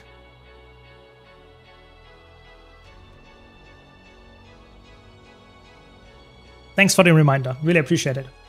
Back to the Mystic Clover question. How does the farm on Drizzlewood Coast work? So Drizzlewood Coast is an open world map, and it's the only open world map in Guild Wars 2 right now that rewards you on the map itself with Mystic Clovers. You just have to repeatedly do the events there, and you progress a reward track there, like a PvP reward track, just pretty much the same. And by doing so, you will just get Mystic Clovers after dozens of minutes, sometimes hours, depending on how good you progress the map. Mystic Clovers. That's it. So yeah, just wanted to say that Drizzlewood Coast is the only way where you specifically get it in open world. Doesn't mean it's the best way. It's a really good way, but it's not necessarily the best way. Yeah, world versus world is actually quite interesting, especially in an EBG with a 3-way fight in the castle. That's pretty good. Yeah, I agree. Welcome, Woken. Welcome. I'm off watching your Zero to Hero playlist. Have a good night. Yeah, see you, Crow. See you. Kind of wish we got more open world reward tracks like Drizzlewood Coast. It's such a cool idea. Yeah, I agree. I think it's actually weird that they dropped the system, you know? Having a reward track like in World vs. World and PvP, and already having the idea in PvE with Drizzlewood, yeah? And it worked so well, people liked it a lot. To just say, yeah, we will never do it again is crazy to me. So I hope they will actually come back to that, maybe improve on that. Who knows, with the next map, maybe. Maybe they do that with quick play. Who knows? You know, I'm just mentioning things here, you know. Maybe quick play for raids is a different system. I always mention that to make raids, currently just a little bit of an excursion here, but raids right now are weekly kept. So that means whenever you kill a Veil Guardian, this week, where you kill it, you will not get any more loot for killing it a second time. Why not make it exactly like a reward track, that if you do kill specific bosses, you progress the reward track, and then you can infinitely do the raid bosses, maybe in quick play, maybe in normal mode, to get more loot. That would be awesome. But you can also do that, of course, in the new open world maps as well. So making a reward track for, I don't know, Starlit Welt, why not? That is also like, would be able to farm that map more. Who knows? I think that could come with another map. Maybe they just have thrown the idea out of the window. But I personally like this reward track idea. Yeah. Yeah, you can, of course, gamble Mystic Clovers in the Forge. That is a good point. But that is a way that is the most costly way. That is by far the most costly way. So it's just like, if you have no other options, that's the way how you get them. But I would not really recommend it for most players if you want to save some money, you know, because you will need a lot of Mystic Clovers over the course of your Guild Wars 2 career, so to say, and you really don't want to waste money on Mystic Clovers if you play a lot of World vs. World, where you can buy them from daily vendors or stuff like that, or get them from reward tracks. So for example, this reward track gives me 2 Mystic Clovers at the end. Doesn't seem like much, but when I grind, maybe from the World vs. World Legendary Armor anyway, then getting some Mystic Clovers this way is actually helping. Just wanted to mention it. I'm currently fighting, what is it? I don't even know. I'm on Grand Store, so we are fighting Bloodstone Gulch and Palabadan. So I have no clue, but currently that is not a real, like, a good fight. Our server is apparently, or our squad is here not really that organized. That's okay. Have a cool video idea? You could talk about different ways of setting up your 9 character loadouts depending on your focus in the game. For example, I have 7 World vs. World and 2 PvE templates per character. Ooh, that is a really cool idea, Angie. I liked it. The thing is, I think it would be very personal. I'm not sure if that would be more considered a guide or something that if people asked what I'm doing, how I would do it. But I think that is a really cool video topic. I really have to think about it, how I would like really do that. But that seems like more people would enjoy that, yeah. They are pushing on spec. Like, no, don't push us to the spawn. No. Yeah. Generally, new maps need more things, even heroic choice chests, not worth it, just stack them up at this point. Yeah, I agree. I think that is one of the biggest issues I have with those like Soto, Chantier Wilds, and especially like Chantier Wilds, I would say. Visions of Eternity is better than Chantier Wilds, but Soto had for me the big problem that the longevity was bound to the legendary, which is good, but Chantier Wilds doesn't have any longevity. Like, why would you go back to like Mistborn Barrens? It's like 1 legendary or something. And if you don't want that, then it's like the map is dead. So I personally think this is a big problem with the yearly expansions, that the longevity is a little bit low. So I hope they push like ideas like this reward track idea. I think that's awesome to make that more like replayable, those maps. Like maybe as a farming map. You know, Heart of Thorns came out in 2016. And to this day, people play Chuck Garant and Auric Basin every day. So what did those maps do better? They are just replayable because they give you loot. So why not make that like there? Maybe make reward tracks like Drizzlewood Coast. I don't know, something like that. I think that's a little bit missing in the newer maps. I agree. That is true, you get other materials taken, but keep in mind that if you use the Mystic Forge for Mystic Clovers, a lot of times, or most of the times, you will invest more money than what you will get back. So over the course of time, you will make a loss. Yeah. At what price would you sell the Confetti Infusion? I would sell it as high as possible, but also not wait too long. I think, to be honest, waiting until February is probably a mistake, because with the core feature update coming, I expect some changes to infusions, or at least to the prices of infusions. So it would be a little bit bad if you kept your infusion just to have a way lower price that you will get in the end. So I personally would sell it as fast as possible for the highest price as possible. So 4.8k seems like good enough. Yeah. If you can do that, it's painful, yes, I know, but if you get it like sold, that's perfect, because it might drop. I expect some changes and people might panic sell infusions when the fashion template comes out. Might be the other way around as well, but my prediction is probably less than before.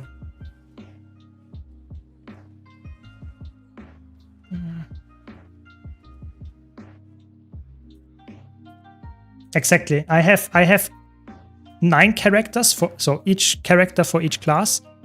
I have like characters that are only World vs. World. So for example, my Asura character here are only played in World vs. World. Then I have 9 characters that only play in PvE, and then I have 9 characters that I play in PvP. And then I have a lot of storage characters. That is something that is probably way too excessive for a lot of players, but for me it works really well, because that means I have like 3 equipment templates here and 3 build templates. So not that much, but on my PvE characters I can have other builds. So I don't need to switch and have multiple gear templates for every single character and buy them. No, I can buy like a full character with 2 equipment templates. That saves me some gems.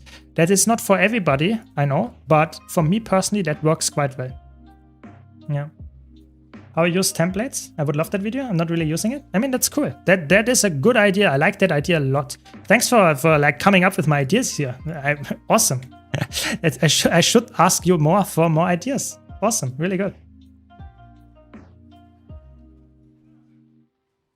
Yeah, I think the problem is with like Soto for me was also like, I grinded the Soto maps like insanely hard. Like that was for me one of the, I wouldn't say like I didn't like quit the game, but it was like I stopped playing really crazy amounts of time. when I had to grind for 18 open world legendary armor pieces when Soto came out. That was somewhat, or when the legendary armor came out, that was a little bit painful, I have to admit.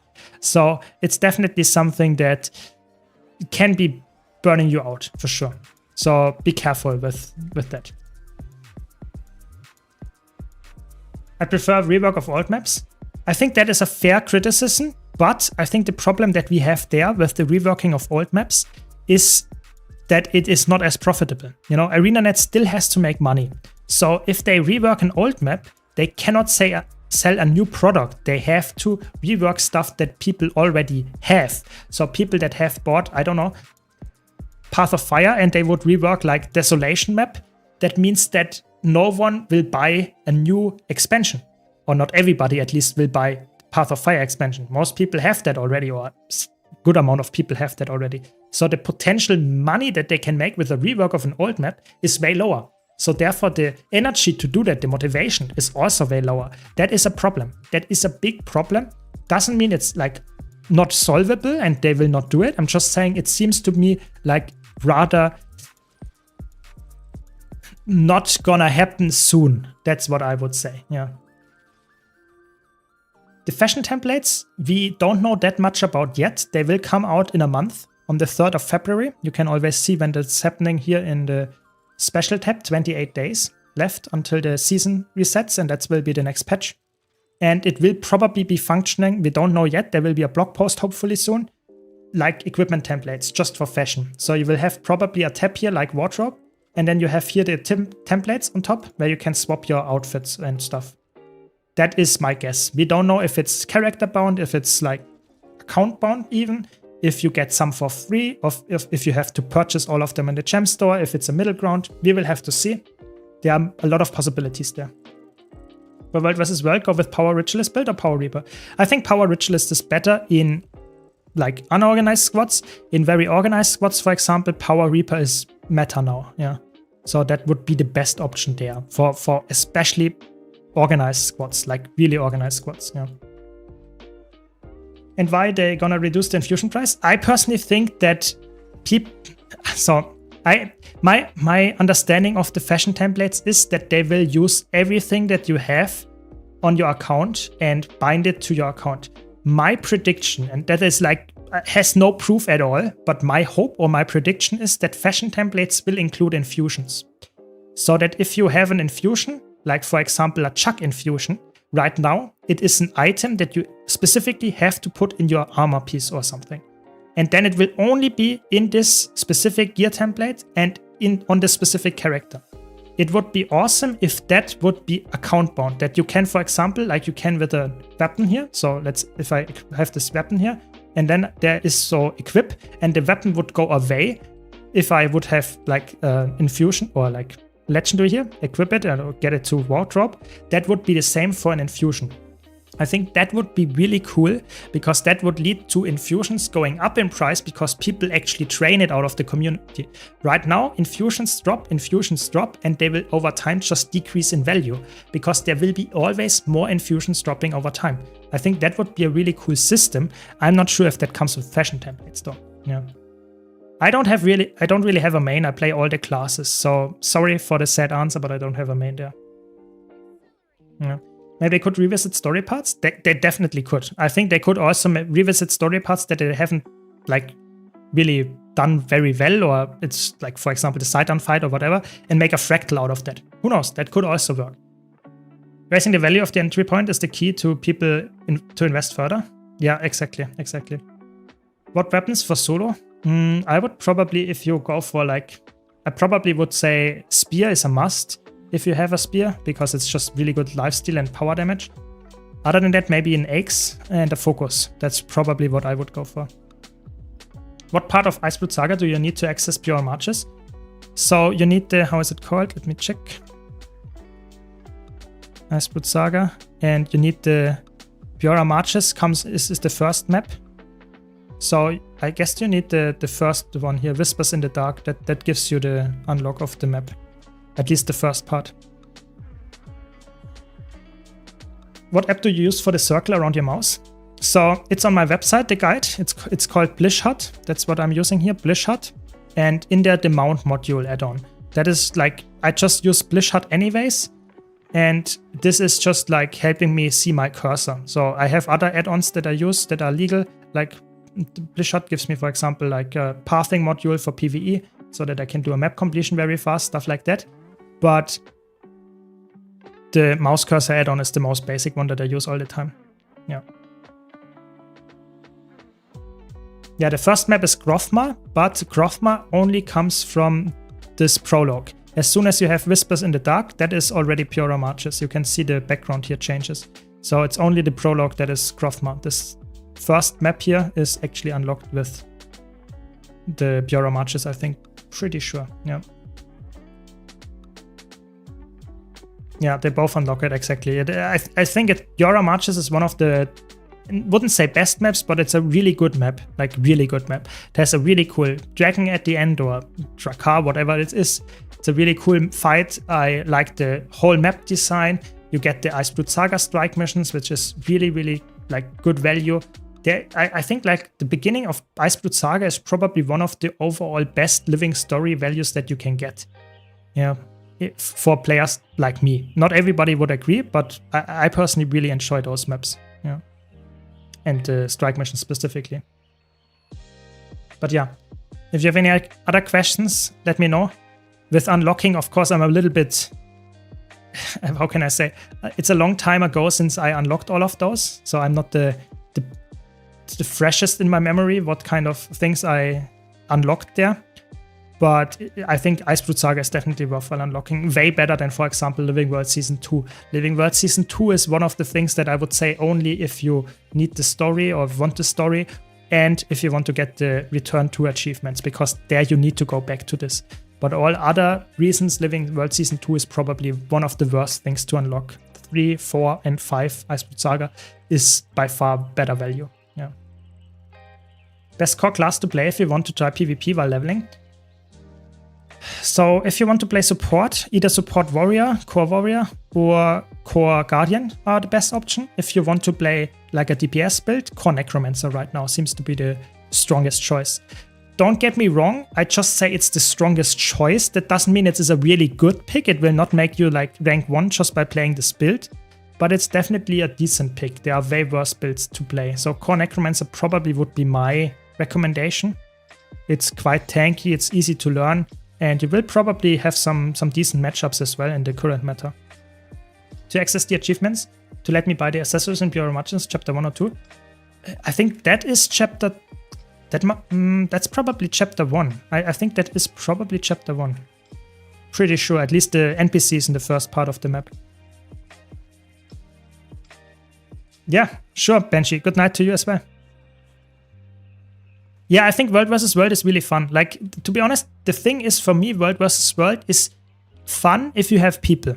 Yeah, if you engage the map and there is like 50 players on each server, then there's action, then there's fun. Yeah, but if you are like going on a map and then no one is there, no enemy, no allies, then it's boring. So World vs. World is for me a game mode that is really dependent on how many players are actually active.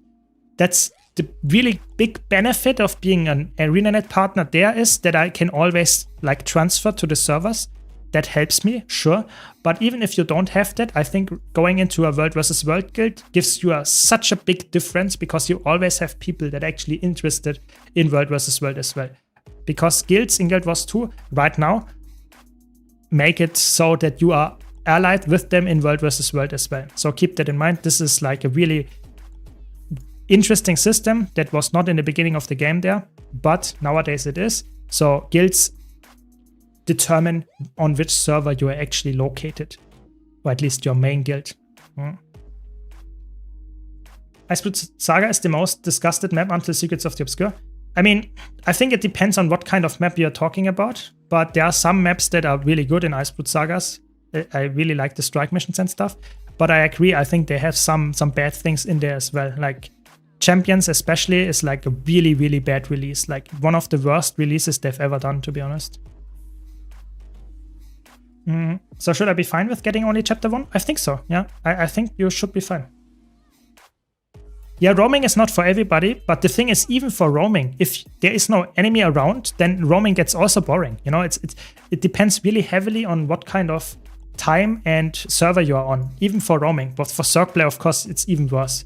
You know, we have players around, but we are not really well organized here, and the enemy team is, so that means that we lose all the time. And that is just the nature of World versus World. You are really dependent on allies. Okay, yeah, good to know, Hexcaster. Thanks for clearing that up. So episode 1 gives you the map, and episode 2 gives you the hunger and the other trinkets and stuff. So, yeah. Wait, did we teleport out here? No.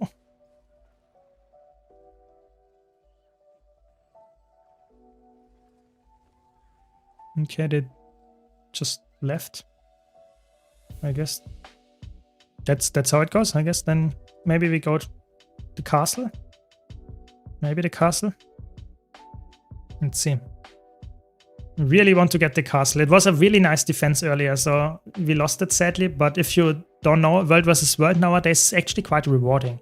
I'm currently working on a video that will take a while until it comes out, but I'm currently working on a video to prove to you that World vs. World is actually one of the game modes that can be very rewarding if you know what it actually provides. So Stormmist Castle is one of the things that is like a key factor there. If you defend it at very high level, like tier 3 level, if you defend it consistently, you get so much gold. It's crazy. It's obviously not realistic that you have that 100% of the time, but if you can, it's really rewarding. And even if you don't, it can be very rewarding World vs. World. So working on that. Yeah, but if you have any other questions, just let me know. Let me know. We don't have that much action here that I can talk about anyway. For now, at least. But yeah, either way, I'm very excited for like next upcoming patch. Yeah, I think the upcoming patch will be very exciting, and hopefully a lot of players, new and veterans alike, will hopefully enjoy the patch with the quick play. If you find a group, it's so rewarding.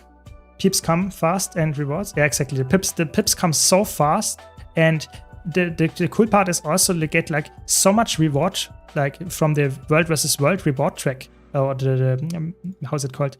World vs. World rank, because you know you get so much World vs. World experience from killing players, defending the castle. That rank up gives you direct gold. It gives you a chance of ascended gear.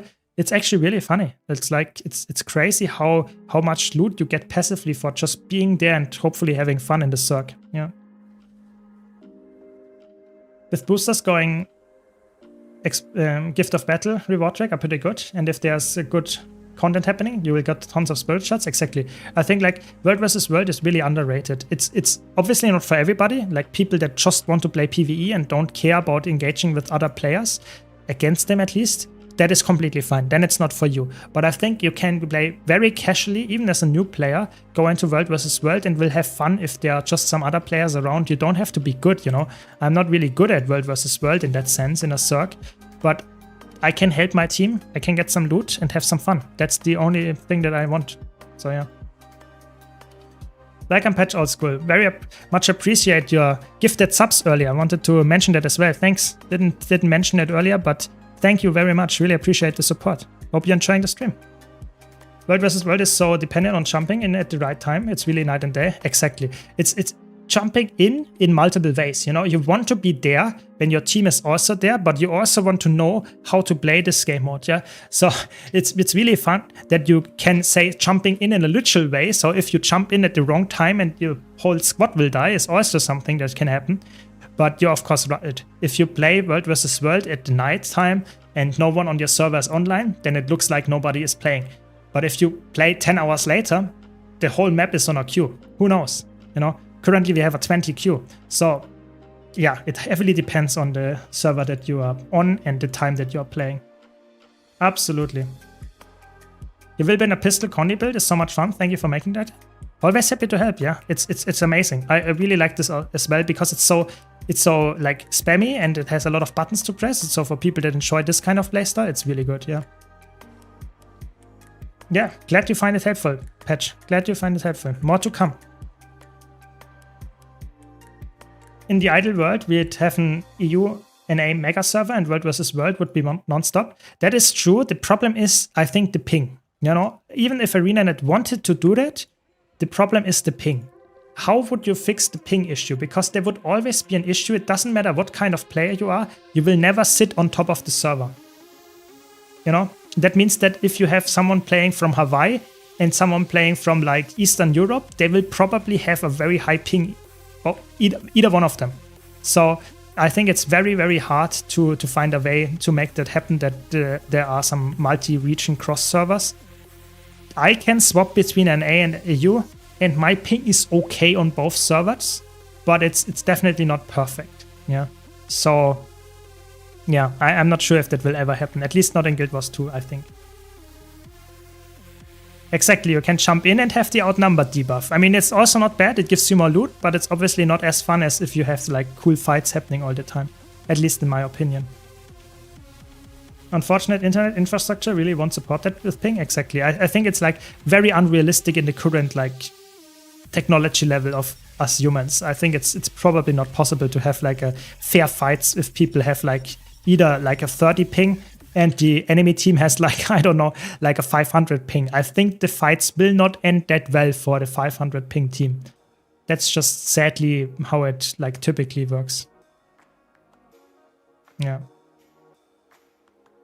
I wouldn't mind that. Could just complain on lag when not doing good. Yeah, I mean, you can still do that, you know. I'm always there, no? When I'm streaming, that's why I'm streaming. That's the real reason why I'm streaming more often now.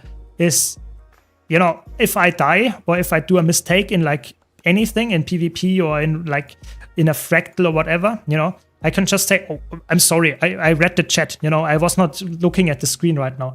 It's always a good excuse, you know. I'm joking, of course, if you didn't get that. But yeah, I can see that sentiment, yeah. It depends on where you live in Germany, right? You're kind of in the middle of the EU and NA servers? Yeah, I guess a little bit depends on. But I think as far as I know, the European servers are located, as far as I know, in Frankfurt. At least that's someone, so it's in the middle of Germany. And the NA servers are located in Texas. So both of them are rather centralized in their region. Doesn't mean though that, yeah, I mean, I'm living in Germany, I don't have the perfect pin either. So it depends a bit where you are. And even if you have, like, I know people that are living in America and still have not the perfect pin. So I think 2-server system is like the only way to do it. But even then, I think it's not perfect. Yeah. Much love from Italy. Yeah, much love back. Yeah, I hope we have a lot of multicultural streams here in future as well. Yeah. Welcome, Alka. Welcome, welcome. How are you doing? How is your grind going? Maybe for Guild Wars 4? Nah, I think it will never happen. I think we will never get multi-region servers. I think tell me one game that has North America servers and European servers so that you can like, that everyone can play with each other. I think that seems like very unrealistic to make a competitive game that actually has that. I don't know where the servers would be located. You would have to have a, so to say, like a server mesh so that people, I don't know, you would have overlapping servers. I don't know how that would function. I think it's impossible. At least in competitive games, seems not like crazy. Yeah. Yeah, exactly. Germans are known for the bad internet. Yeah, exactly. And like late trains. Yeah, this is like the common thing. Yeah, I see. Yeah. Yeah, and even if it would exist, the server costs would be probably not worthwhile upkeeping. Yeah, good point. Okay, so let's see if we now can kill them. Probably not. We lost earlier, so let's see. Ooh. Demobilize is killing me. It's crazy. So, pretty good, my dear. Did all my Xmas Christmas achievements at once. I'm dead. Gonna chill with you now. That's good. That's good. That's how we like it. Just a new player testing some classes. And my main now, Necromancer. I'd pick Power Reaper. Looks fun to me. Yeah, Power Reaper is good. Power Reaper is really good. I like... Oh my god. That was a lot of damage. I did not expect that they kill me instantly. That's crazy. But yeah, Power Reaper is like solid all-rounder pick. The only, like I would say World vs. World and PvE specifically, those two game modes are really good Power Reaper.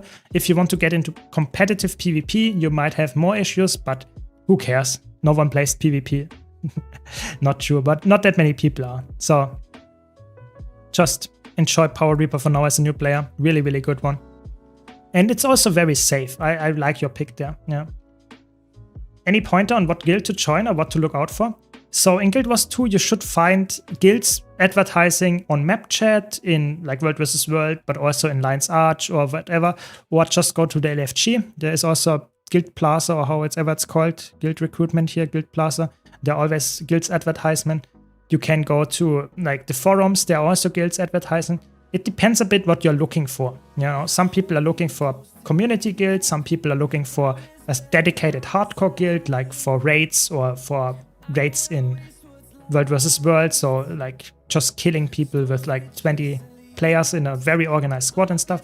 It heavily depends what you're looking for. And if you are looking for this specific type of content, you will probably find them in this specific content as well. Yeah. Yeah. Focus more now on PvE, solo and group play. If I got some more experience and learn my class, then I'm looking for raids. Yeah, I mean, then you have the perfect pick for that. Like open world and solo play specifically, Reaper is like god tier. And even in like competitive, in like end game group play, it's still a very good one. Yeah, it's still a very good one as well. Very safe one as well. I like that pick for new players specifically, because like I mentioned earlier, I think for a new player, getting into raids, you should pick a build that you're comfortable with, that is somewhat easy to play and somewhat safe, because you have to focus way more on mechanic learning than you focus on rotation execution, at least in my opinion. That will be way better in most cases if you just have a safe build. I forgot that there's a backpack as World vs. World Winter's Day reward. I got the shiny Rebreather last year, but this year I realized too late.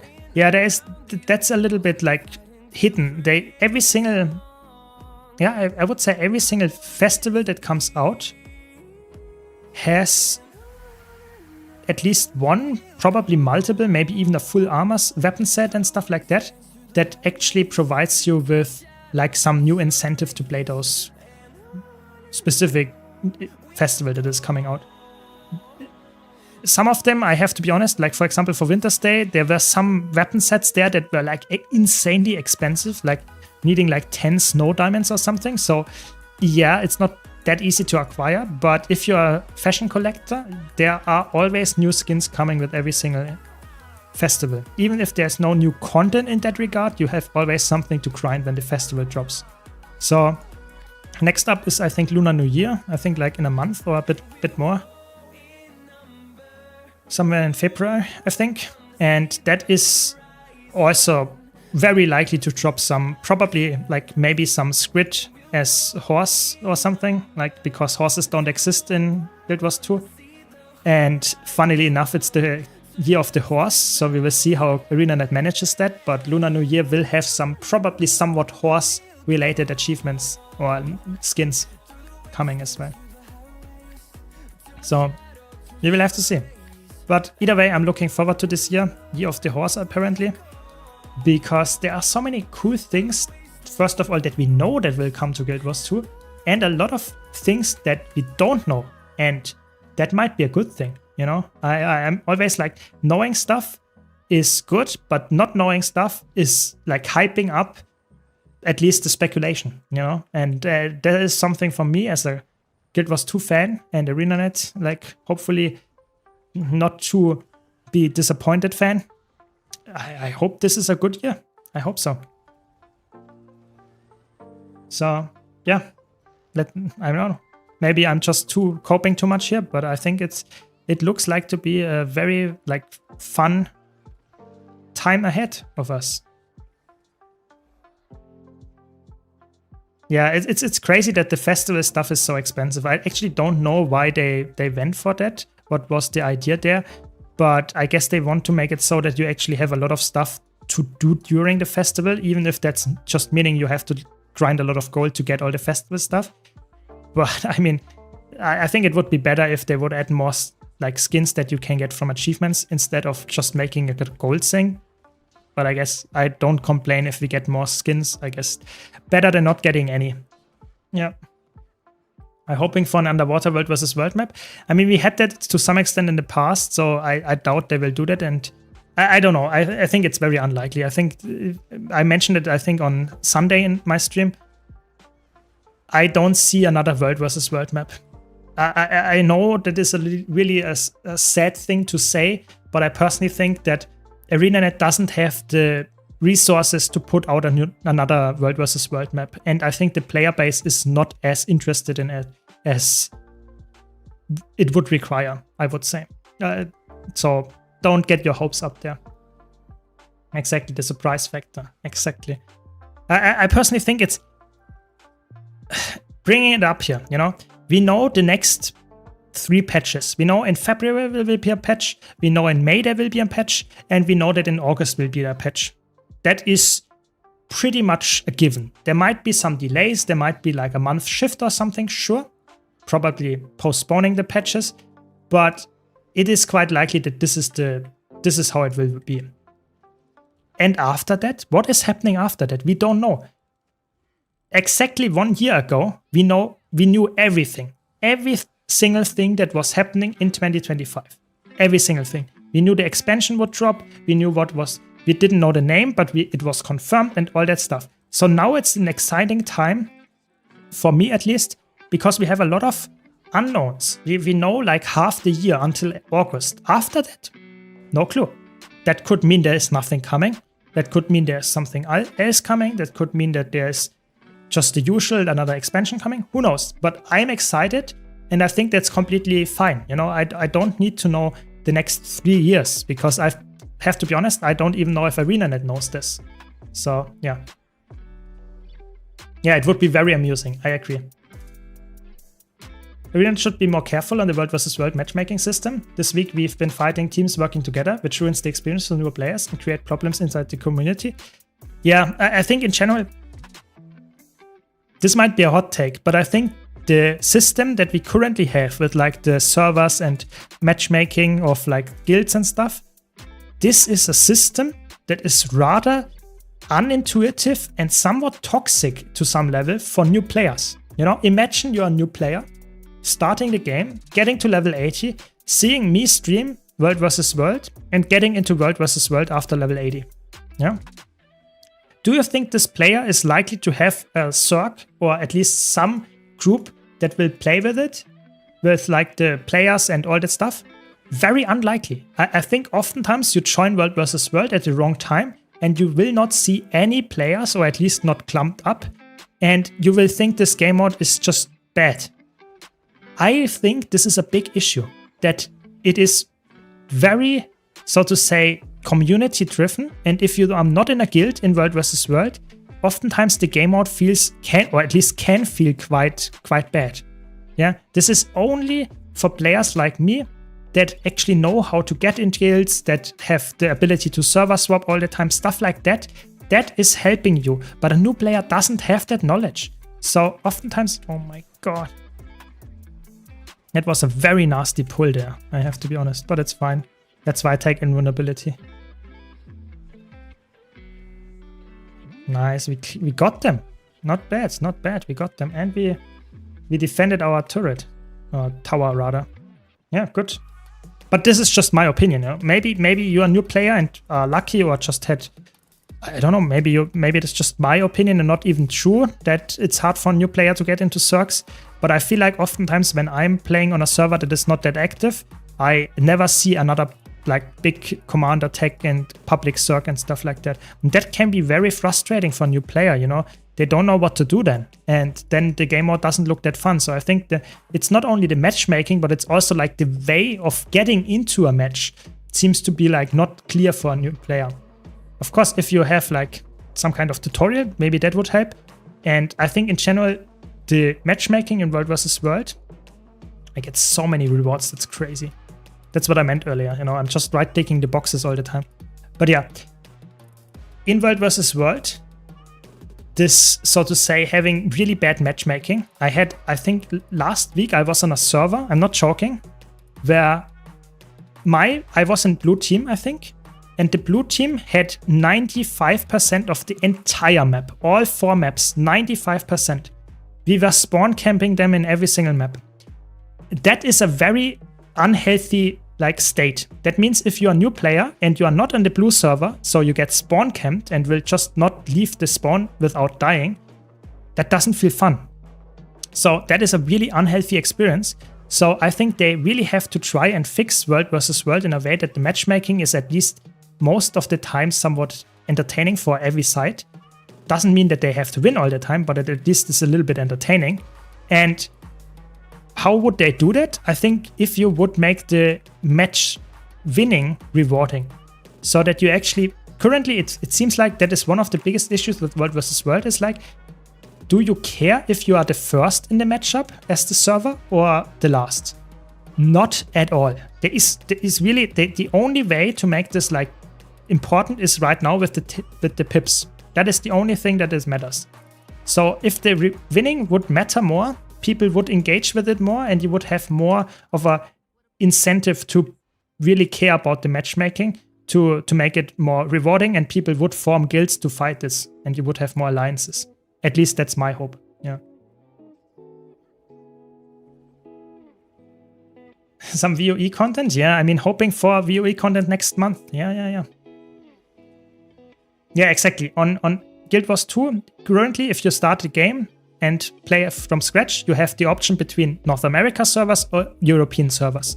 And if you now play this game mode that I'm currently on, you have 3 different worlds that fight each other. How do you get aligned, or assigned rather, to those worlds?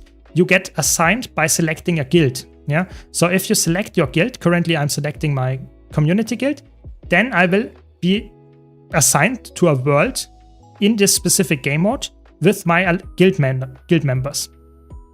And if you're a new player, you don't know that, you don't have a guild for that, that will mean that you will get randomly assigned to another server.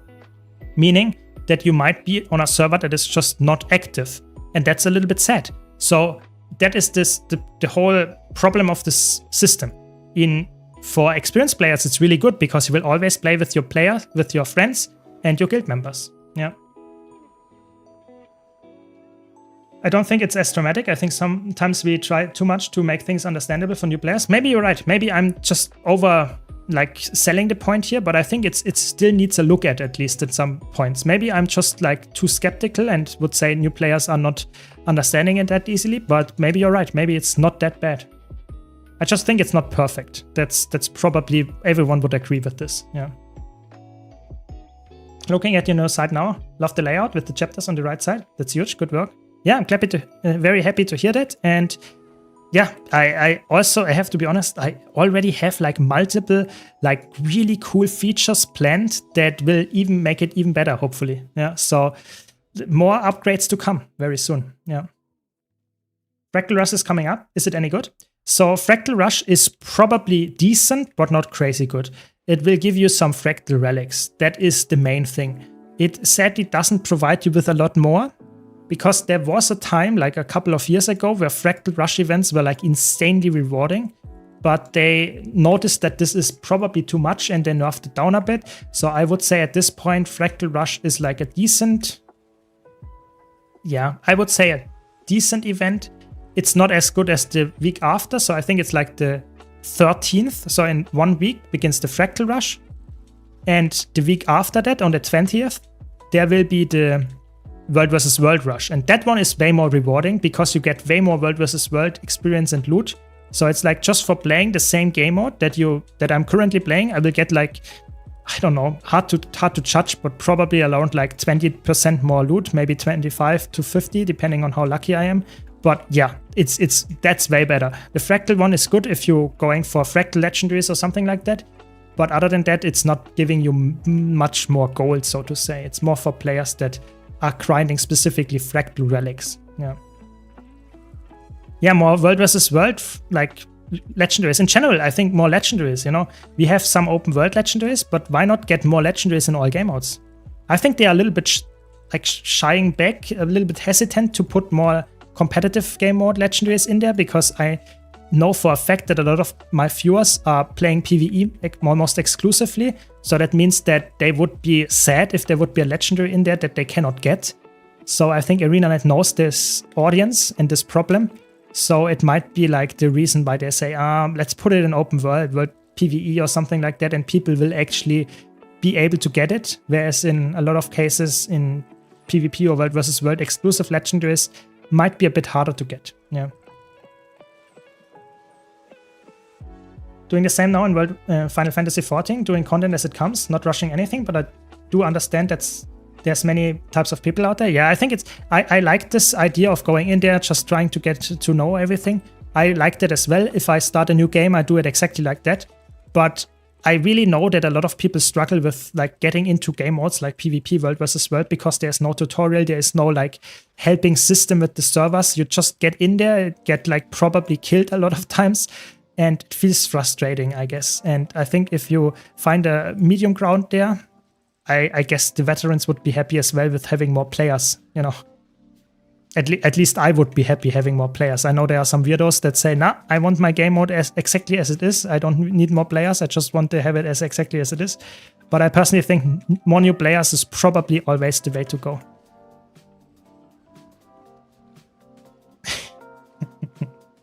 Nice fact, Alka. I don't know this number. I cannot pronounce that number, but that good to know. Really cool. If that's true, I will just believe you. You know, I trust you there.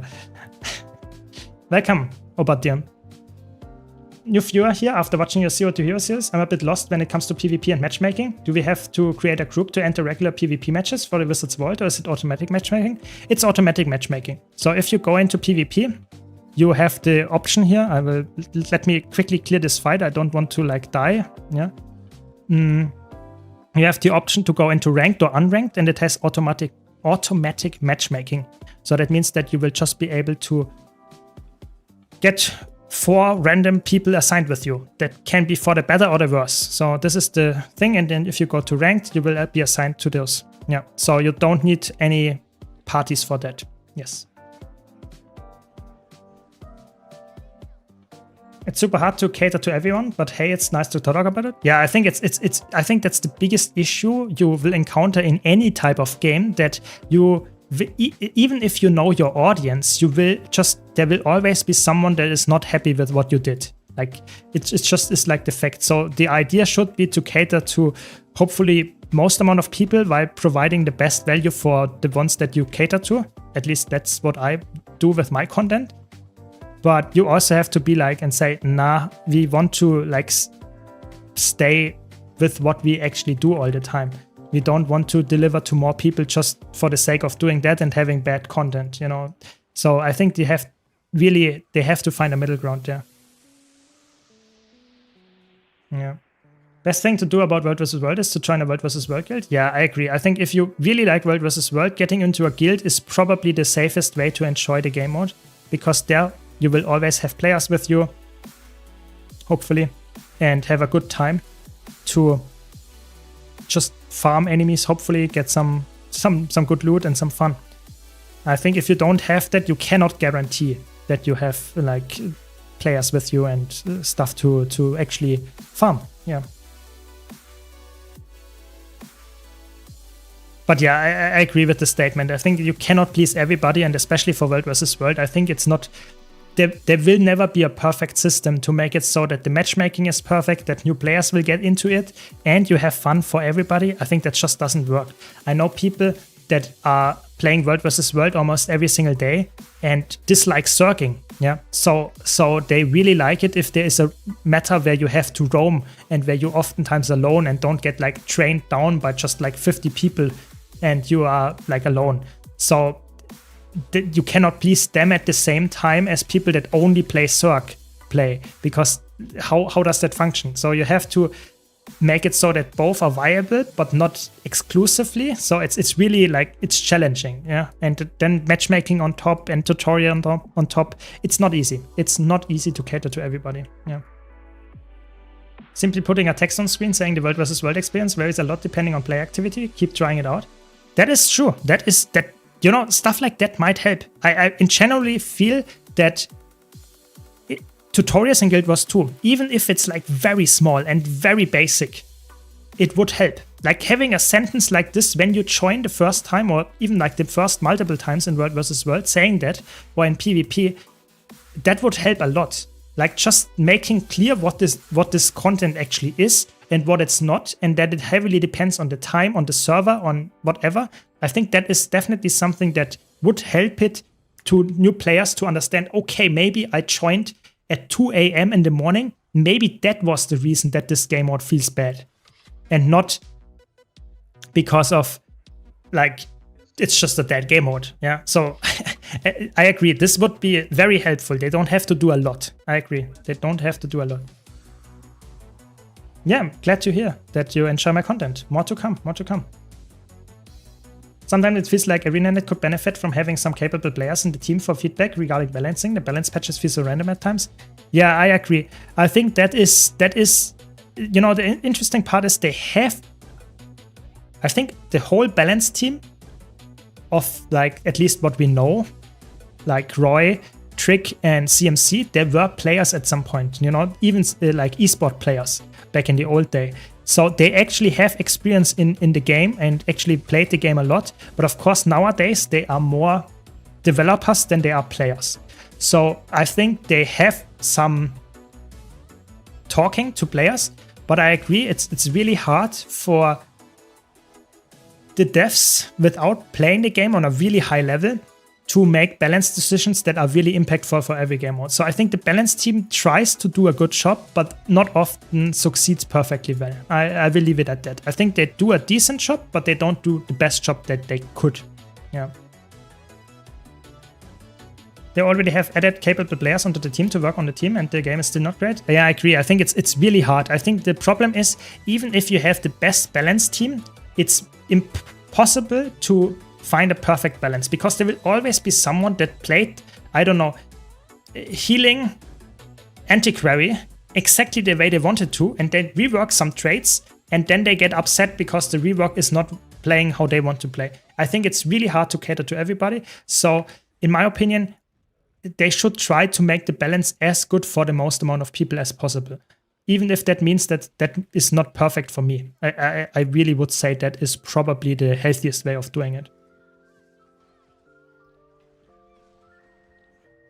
Yeah, for new users, you can still select the World vs. World thing. That is true, but a new player will not know which server to select. You know, that is the big problem there. That's why I don't like this system. But yeah, I agree. I think the balance team, especially with the upcoming balance patch, I think that is one of the patches that I wouldn't say the least happy, but that I'm a little bit confused a lot of the times what it actually wants to achieve. Let's say like 80% of the changes is actually good. The problem is they are not going far enough. So oftentimes the changes, for good example would be Viva. You know, Viva, in my opinion, the changes, every single change on this balance patch that will come next week for Viva is good. Like, I think most Viva players would agree this is objectively improving the class.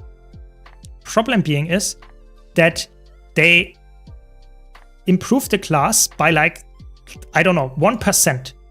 Does it mean it is like now absolutely like really good and everyone will play it? Probably not. It will just make it so that like you have almost like no change. So I don't know. In my opinion, that is a little bit sad. Yeah, a little bit sad. No, we lost our commander. We lost the commander. Not good. It was so good. We were farming them.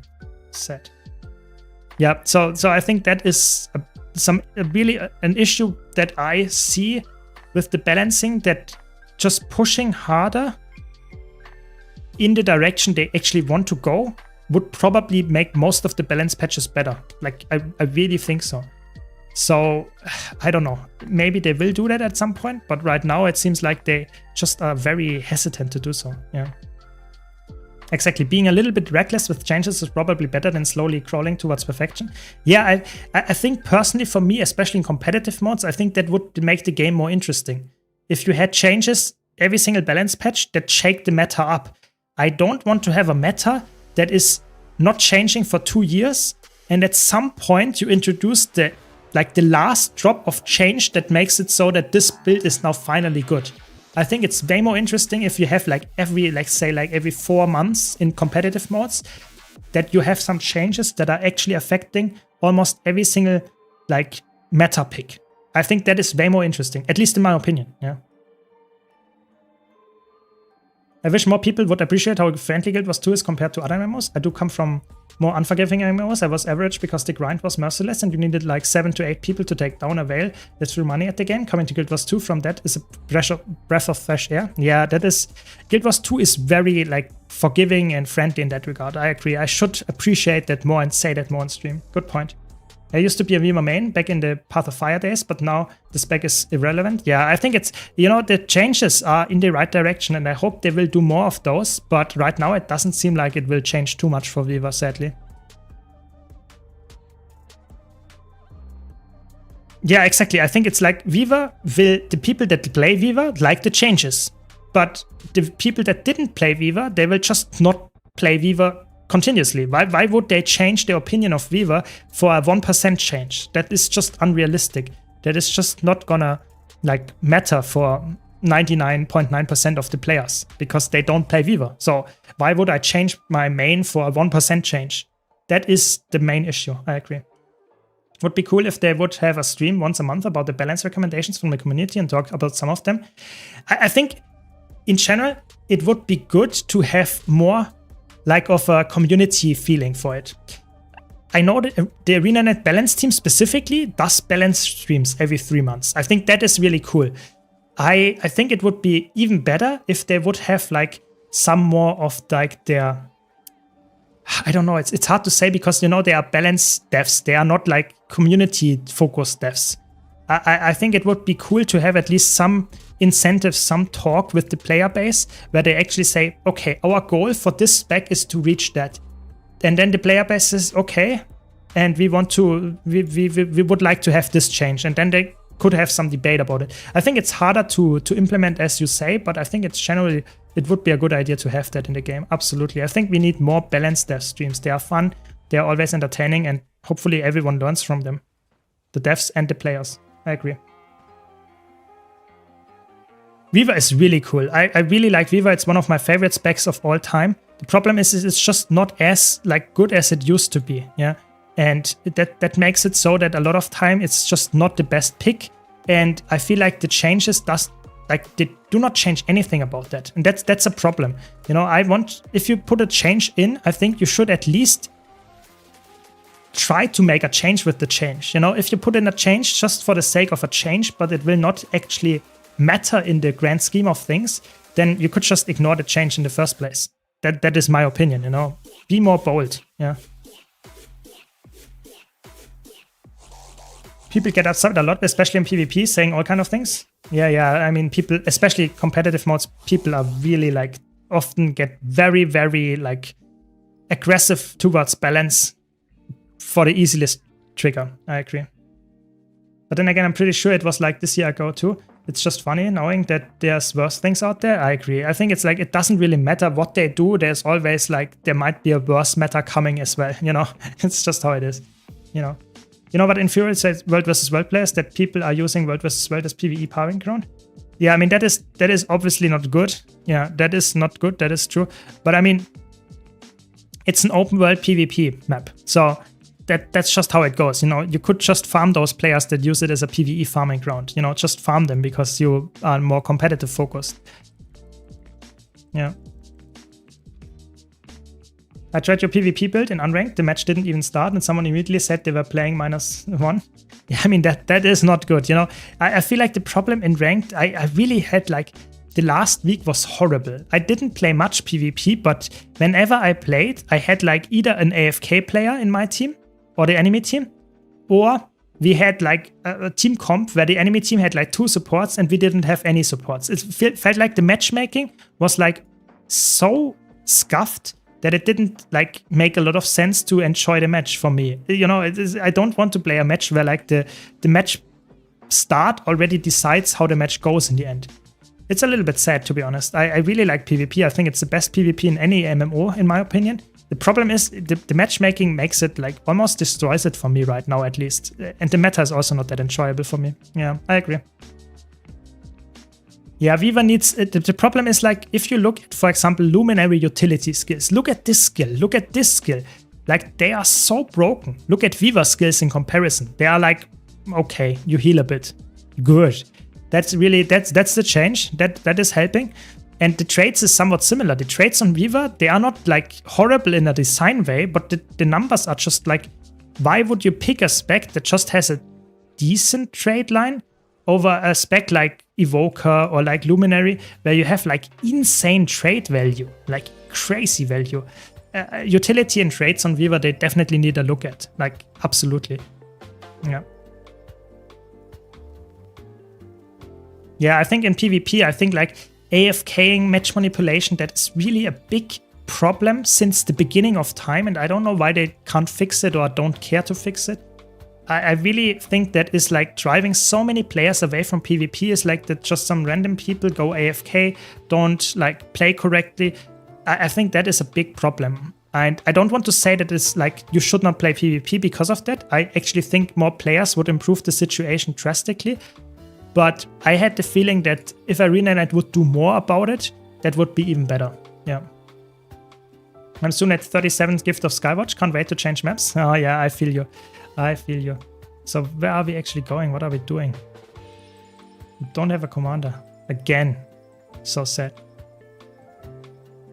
What do you do with more than 18 of them? I don't know.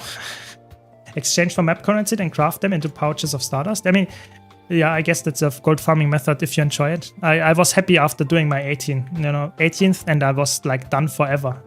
Never going back to those map completions. Or lighting the lanterns, I guess. Yeah, but everybody is different. Everybody is different. So, can we defend Stone Mystic once again? No one there. Maybe it's slowly like getting late. Maybe no one is there anymore.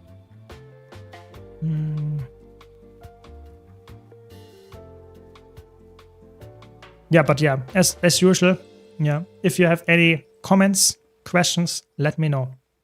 And don't forget, check out my website if you haven't already. And hopefully that should help you find the content that you're looking for. Yeah. See you. Thanks for joining tonight. The rats are coming. I mean, we are way too little to fight those.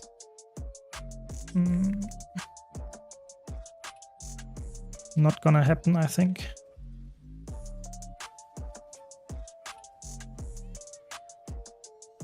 Yeah, not gonna happen. Just run away, I guess. But I really am. Luminary is so insane. It's so insane, this class. Like, I have perma stability actually. It's so crazy. It's so good. It's really good. Definitely one of the best support builds in World vs. World. Sometimes I make a build based on a weapon rather than the profession. Can be interesting to start from the other end of making a build. Absolutely. I think build crafting in Guild Wars 2 is one of the things that is the most interesting. Problem being, a lot of times if you want to have a really good build, like meta pick, then you will probably end up at the same weapon choices as the other meta builds. Oftentimes meta is rather like, especially in competitive modes, rather fast and rigid. You find it rather fast and it's quite rigid, For example, if you play a support guardian, you will end up very fast with staff, And the same goes for a lot of cases. If you play a DPS luminary, you will rather fast end up with a greatsword. Does it mean it's bad? Not necessarily, but I think like build crafting in competitive mode specifically can be a bit like rigid, yeah. How long did it take for you to craft obsidian armor? I'm currently grinding them. I guess like I was going like really try hard for like, I guess like something around 4 months or something. Or like 3 months, yeah, something like that. Because I really like, I didn't really enjoy the maps, so I wanted to get it over with as fast as possible. And that I think I got it like in 3 months. I think that's not the fastest, but it's fast enough, yeah. Just grind it. Yeah. Do you have any tips for learning Mesmer? I'm currently trying to learn Heal Chrono, but it feels so overwhelming to think about when to stack clones and when to shatter. I think just slowly play it more. I think that's one of the best tips that I can give you. If you play any build, just playing it, jump in the cold water, play it in content, and try to be like at your best. Yeah. So if you notice that your quickness uptime is bad, try to focus on providing more quickness so that you always shatter with 3 clones. And I mean, I can, after this pip tick, I can swap to my Chronomancer and can showcase this. But in general, it's really about understanding the class mechanics and getting the muscle memory to actually get your rotation, so to say, when to shatter, when to use your heals and stuff to upkeep your boons and that kind of stuff, to just make that second nature. And if you have that, if you are at that point, then you are probably in a really good spot already. Yeah. Don't overthink it too much. Yeah. Yeah. Good point.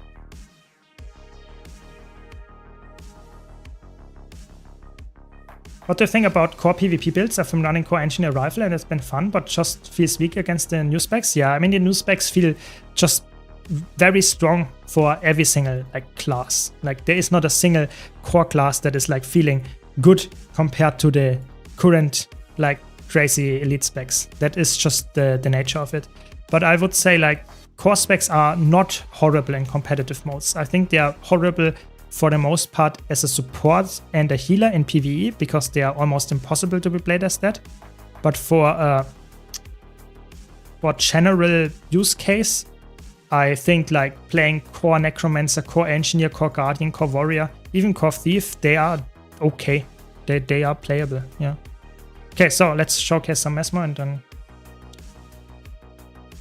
Yeah, especially like starting with Iceblood Saga strike missions and going from there and playing Mesmer, that is definitely an easy way to play Chronomancer and get into it. You don't have to start with like Doom CM or Kadim CM or something and just go slowly from there. Yeah. What do you think I should prioritize? Giving my Mesmer the Ascended Harriers gear for Fractals or get Balls of Dark Matter for Ad Infinitum? If you already have full Ascended Berserker gear, then I think if you want to carry your Fractal groups, getting full Ascended Harrier gear with healer could be a good option. But if you enjoy playing a power-based build and you don't care about being the healer all the time, then I think it's completely fine to say focusing on the Ad Infinitum. I personally would go for the Harrier piece, personally, because I like to play the healer, but that's just my point. Okay, so I give myself Alacrity, because I will now play the quick heal.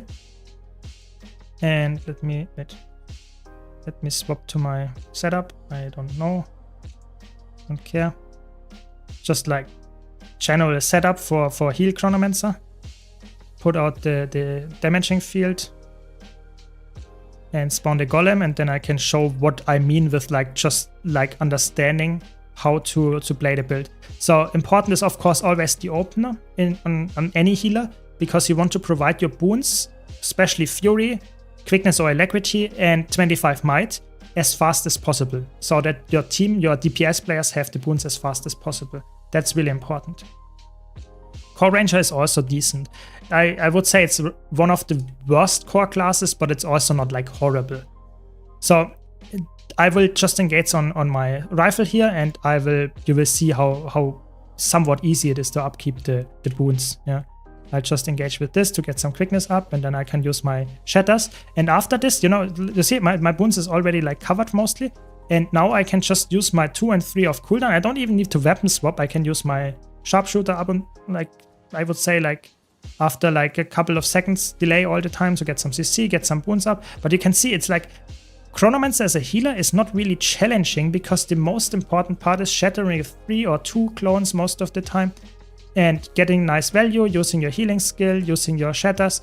That gives like almost everything that you want. Using your phantasms from now and then to get some quickness or alacrity out, and you're good. Do you see that's not like I'm not like doing too much here. Yeah. So Chronomancer seems a little bit scary at first, but if you understand how this works and get the muscle memories of just getting some things out, it doesn't really matter. Yes, of course, you can also increase the value way more by using your utility skills, swapping weapons and stuff like that. But I'm just saying, starting out slowly and slowly improving, getting more weapon attacks out and getting your boons out. But you can see the boon output is actually very impressive for that I'm actually like hands off most of the time. Yeah, so keep that in mind. The issue with Weaver is that the added complexity doesn't trade with risk-reward gameplay, make your life worse for less or the same. Yeah, I think that's a big issue there. But in general, we have that problem. I made a whole video about this, that I think like DPS build in Guild Wars 2's combat systems seem to be like not taking into account how difficult a build is to play. Yeah. So if you look at a build, like for example, what is a good example here? Yeah, let's go to Paragon. Yeah. DPS Paragon uses like 3 buttons of cooldown. I'm not joking. 3 buttons. Or 4 buttons. 1, 2, 3, and 4. 4 buttons of cooldown. And this build is very easy to play and reaches like 41k DPS. But then you have builds that reach like 42k DPS or something. And they have like 50 buttons to play in a specific rotation. And it doesn't get rewarded the build that has like 50 buttons in a rotation over a build that has 4 buttons in a rotation. That is an inherent problem of Guild Wars 2's damage balancing. Because if you don't take that into account, why would anybody play a build that is like using 50 buttons if it's not for only the fun? I think, personally, there should be at least a marginal gap in terms of damage potential that you have on a build that is punishing and easy to, like, so to say, miss the rotation. That is my take. Yeah, that is my take. There's so many things that are actually challenging on builds, like forced movement, like having no range damage at all, having like attacks that make you, so to say, locked in place so that you cannot cancel it or something. That is really punishing and is not often taken into account. So for example, one of the best DPS builds in Fractal specifically, where is it? Let me showcase this, is either Gale-Shot, Untamed, or Soul Beast. And one of the attacks that you use there is Whirling Defense. This is a really strong skill. You can already see it has crazy damage numbers. And if you press that, it has a over 3 seconds cast with quickness and it roots you in place. You can cancel it, but you will lose a lot of damage. So this is a really important attack. And it is punishing if you use it at the wrong time or if you greed with it. And I think that is a very healthy design skill because it's a very good skill if you hit it, but it's also a very bad skill if you mistime it. And I think that is a good design skill. Having a skill like, for example, I don't know, Rifle Mechanist auto attack that does a lot of damage on its own is completely fine, but I think the discrepancy between a Rifle Mechanist reaching 41k DPS and a Power Soul Beast that reaches 43k DPS is only 2k difference, whereas the Rifle Mechanist has fully ranged combat and has, so to say, a lot of safety, is, I think, too little of a discrepancy, at least in my eyes. It doesn't need to be much more. I'm just saying that there should be like some kind of incentive for hardcore players to actually learn a challenging build. I know it's a bad example here with Soul Beast and Rifle Mechanist because both of them have their value, but there are other builds like Weaver, for example, oftentimes is not necessarily better than a Power Soul Beast, even though Weaver has way more buttons to press than a Power Soul Beast. Just mentioning some builds here. But yeah, I think that is definitely a big issue that we currently have with Guild Wars 2, at least in my eyes. Yeah. But that doesn't mean it's bad. I'm not saying that Guild Wars 2 DPS on balance is bad in PvE, because I personally think that might be, again, a very hot take, but I think the balance right now in PvE is really good. Like, tell me one class and I will tell you a good DPS build, a good support build, and a good like solo build. The balance in PvE is really good. We have, for every single class, we have really good builds. And if you look at the beginning of the game, that was not the case. If you went to a Necromancer or like a Ranger, and in the beginning of the game, you were actually really, so to say, discriminated against. And that's not the case anymore. You can play every single class, like Conduit. You can go for Ritualist. You can go for Elementalist. It doesn't matter. Every single class has builds that are worthwhile playing to the top end. You can clear every content with every class. And that was not always the case. So I think I'm, so to say, always criticizing balancing to some extent, but the baseline is already really high. I think if you compare to a lot of other MMOs, it's definitely better there than it's better here than it's there, at least in my eyes.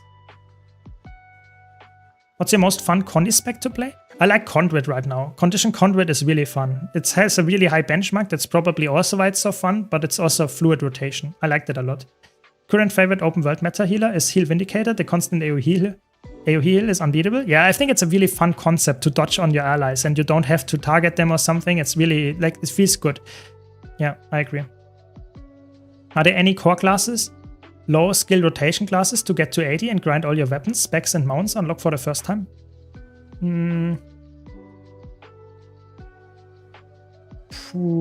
Probably something like, I mean, rifle engineer can work, like a power engineer with a rifle can work. You can play a power core guardian with a hammer, that works very well. Problem for this one specifically is that you have like a slow auto attack that if the target moves out of the auto attack, it's a little bit annoying.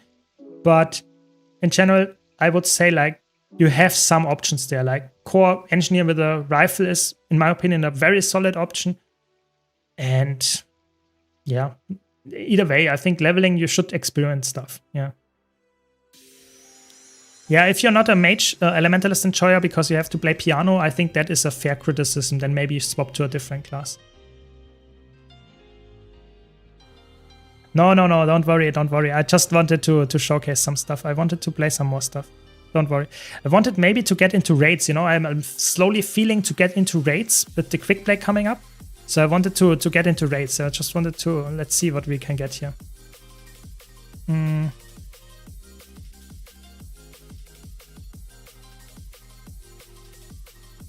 Maybe we could play a Sarah. Let's do a Sarah here.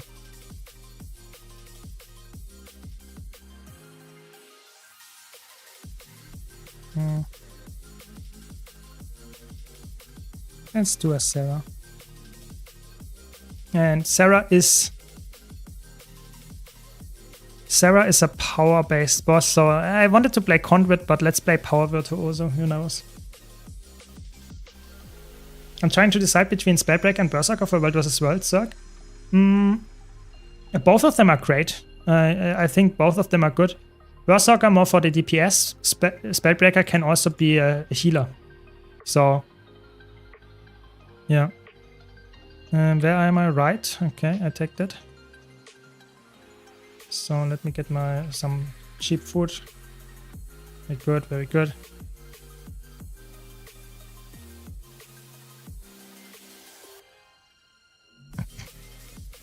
So, let's see. Sarah, the most scary boss in my opinion in raids for me, because I always am very scared of like failing the glide. That's the biggest like thing that I'm always really scared if I like die to the gliding here. That is the most scary thing. Wait, what are you doing?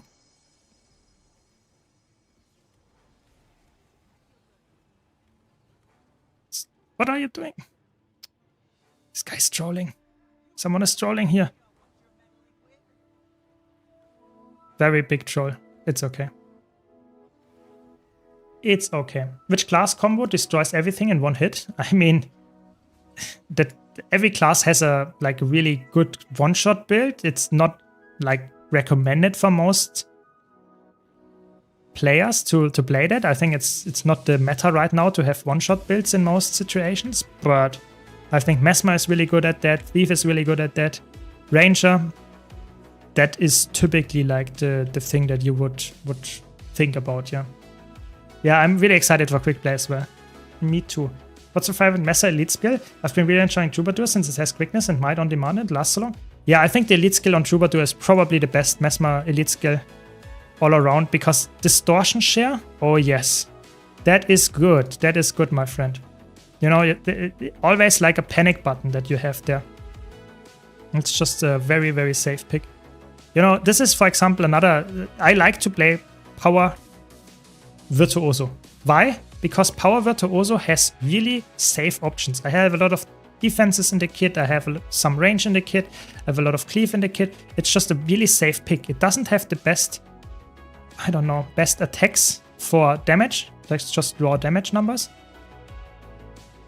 Yeah, for the raw numbers, the damage is not there, like 43k. If you have like Vindicator, or not Vindicator, Conduit, like almost 60k DPS, yeah, the damage numbers is lower, but the safety is really like making this like crazy good. So that's why I like playing this, especially in puck runs. Fear not this glide. Oh yes, that is probably, you should say that more often until I fall down. What's more difficult, Conduit or Rich List? I think both of them are rather easy. They are not too challenging. I personally would say like Conduit is on the top end a little bit more challenging than Rich List in my opinion. But both of them I would say are more moderate than challenging if I would have to rate them. At least in my opinion. Because like if you compare to like Viva, Catalyst, the really spammy things, I don't know. Rich List and Conduit are not that crazy. Like they are way harder builds like Mirage or something like that to play. At least for me. Maybe that's different for you, but I personally think Conduit is slightly harder than Ritualist in most cases. I like Power Virtuoso 2 a lot. I've been using it with Greatsword. Yeah, I mean, Greatsword is a very good option instead of the Spear, then you are almost fully ranged. It's definitely a very solid pick as well. I have to admit that I like the Spear a bit more because the combo is really fluid and it's really like, oh yes, I got my combo down and it's so like, it feels really good to use. But I know if you don't have the Spear or if you want to use Eternity or Sunrise or something, sure, it's completely fine to use the Greatsword. It's actually decent, like a very decent replacement. What is Sarah doing?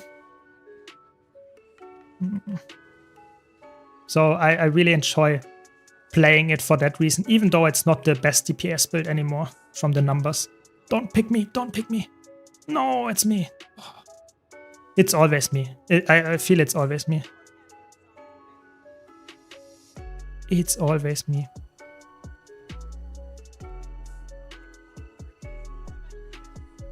No, we missed some. Yeah, Conduit has a much harder skill ceiling. It's not like hard to get into, but it's definitely harder from... What are they doing? Someone is trolling here. It's crazy. What? It's crazy. I cannot like push this thing out. No, maybe. They just don't want to go to the main platform anymore, I guess. No, don't push. Yeah, thanks. That's crazy. I never had that happen. They just wanted to stay here and let the others do it. That was last second. Hey, holy moly. So I can also cleave some of the things here now. So that's really like a safe pick here in a lot of cases. Some CC, please. If you train your muscle memory to swap weapons with Legend, it's not that hard. Yeah, I think it's not... I wouldn't say it's a hard build. I'm just saying it's possibly harder than Ritualist, in my opinion. That is a very weird tanking spot. Okay.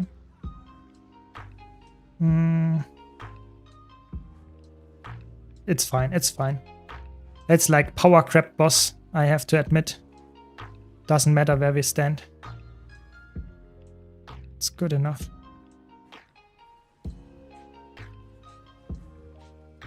Let's cleave some fragments. Should be good, should be good.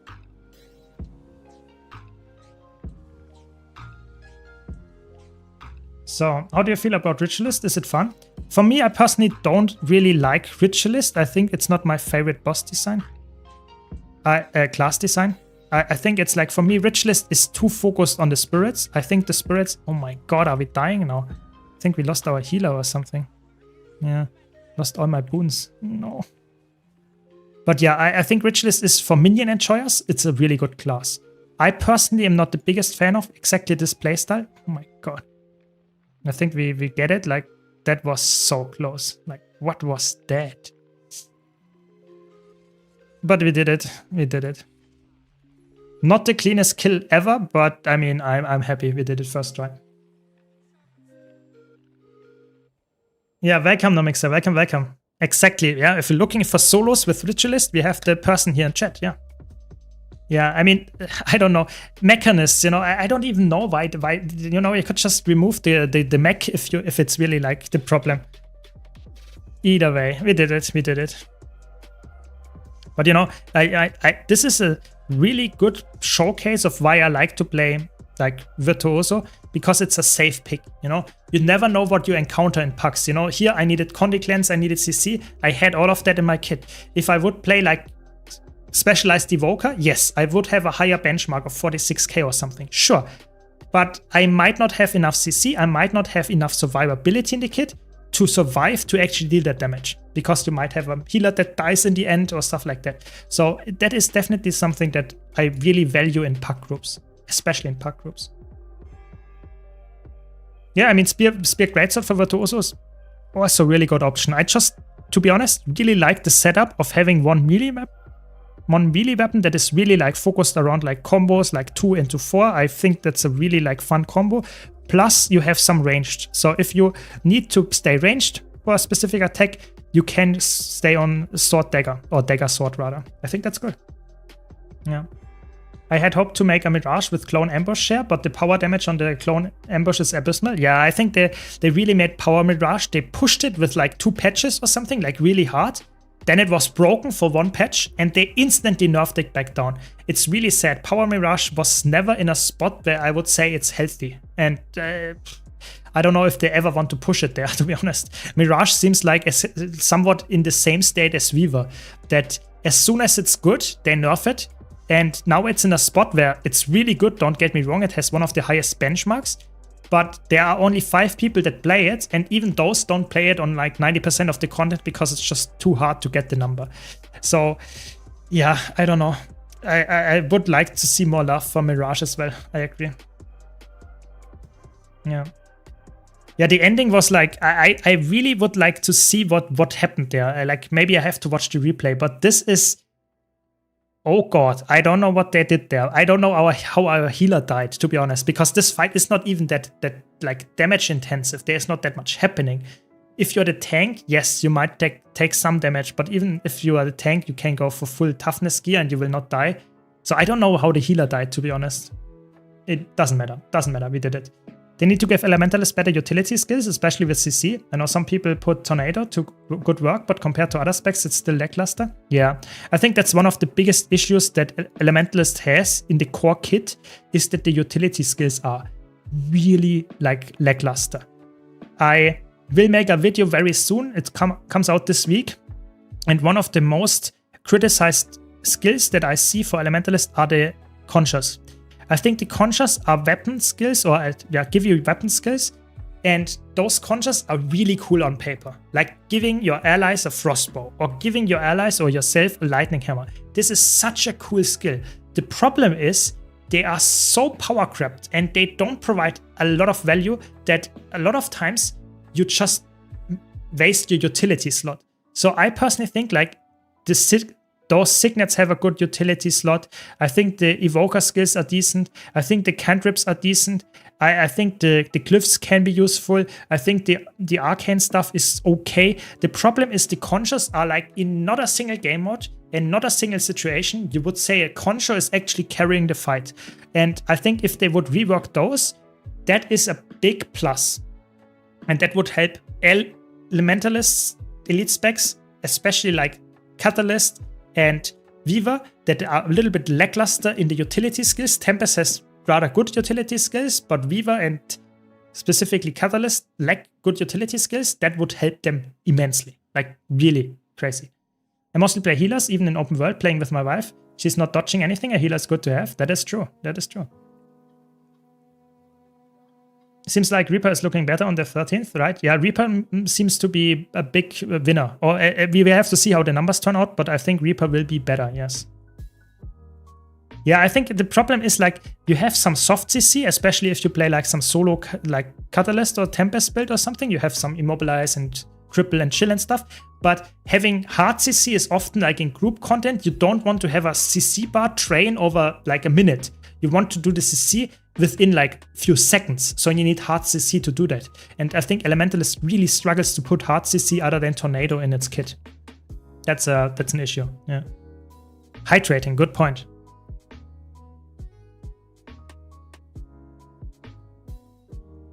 But yeah, this is just something that I noticed, yeah.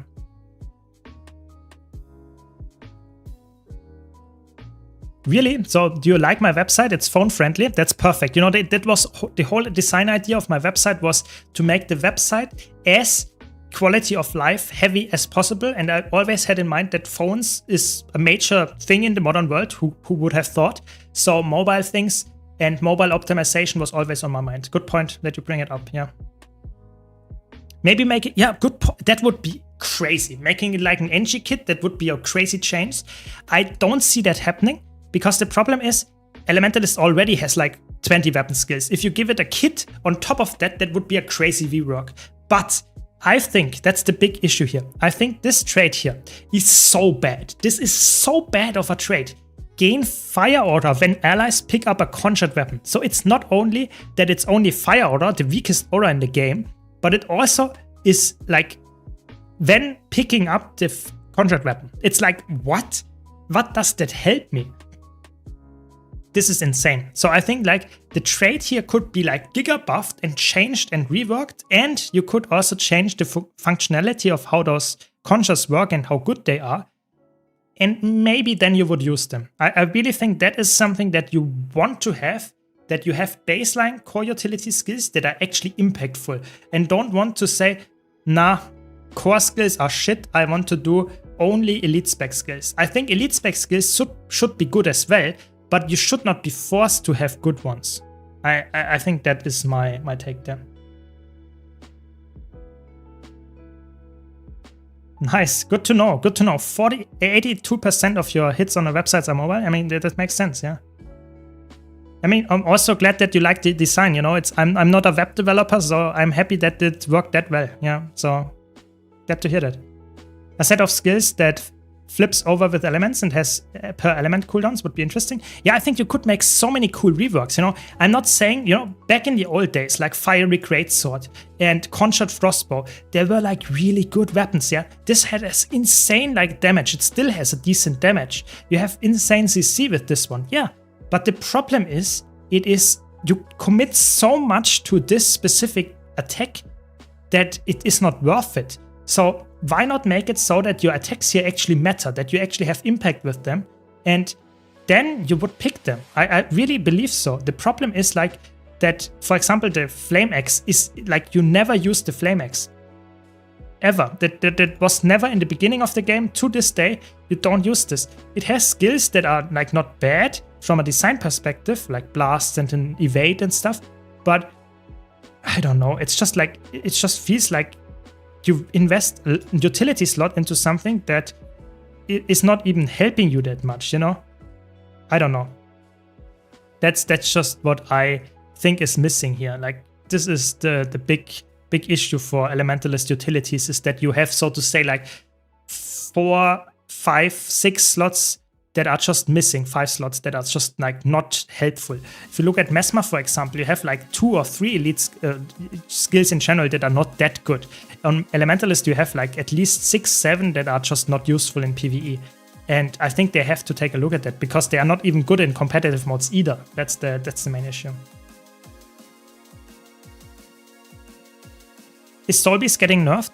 So Soul Beast will get a rework in that sense, because now Beast Mastery gives you a lot of value while you are merged. After the patch, Soul Beast will maybe take still Beast Mastery, but maybe will go to Skirmishing and Marksmanship as the other Power Ranger builds. So we will have to see if it's a nerf. For now, it looks like it will be a change, that much is for sure. I personally expect it to be a nerf, but who knows? Who knows? Yeah, exactly. You have so many options for conjures, and probably any of them would be improvements, because right now conjures are just bad. Yeah.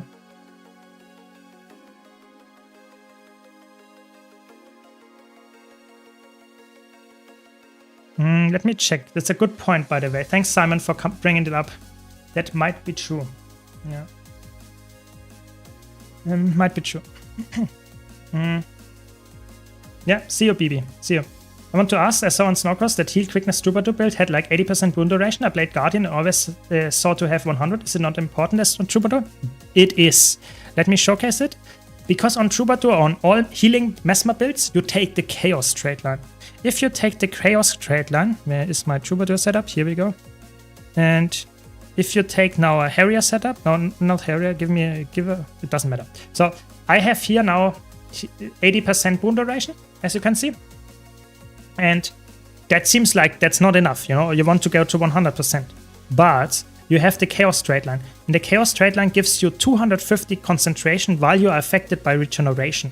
So if you provide permanent regeneration, which you should as a healer, you have 250 more concentration. So if I provide myself with regen, I go up to 96% without the correct food. So that means I will be at 100 with the food.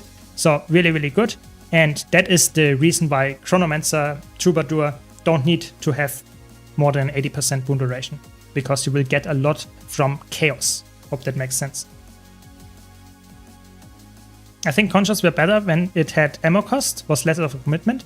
Yeah, I think in general Conscious, they changed some stuff with Conscious and I'm not sure if it made it better. Yeah, I think that is, I have to be honest, like oftentimes I feel like some changes that they made, if you just would revert them, that would make them more interesting again. You know, making like ammunition or like, yeah, ammunition to this extent for the Conscious, that might make them, you can power creep them more because you cannot like cast all the attacks all the time. Maybe that would help. Yeah. Yeah, I can also, do I have Minstrel here? No, I don't have a Minstrel setup, I think. But with Minstrel, you take Concentration Sigil instead of like Paralyzation, for example. Then you get 10% more wound duration as well. And you should be fine to reach these numbers. And the important part is, of course, 100% wound duration on like any healer is good. But don't forget that like healers, at least meta healers, overcap on like quickness and stuff like crazy. So oftentimes you don't need 100% wound duration. It's nice to have, but if you have like 90 something, that's also fine. Yeah. So it's not always like that you have to get to 100 at all costs. So keep that in mind. With this setup here, I also have polarization in there because I really like to have more CC output and don't want to, so to say, waste my slot here on like a stat that is just increasing my wound duration because I almost have enough wound duration anyway. Yeah. But yeah, I think there are so many options that you could rework, not only for Elementalists, but any class. And I really hope they listen not only to me, but also just the general community feedback, what is just underused, because that is for me the biggest issue that I have with the balancing. It's not that it's going in the wrong direction. It's just I feel like a lot of stuff is not getting addressed.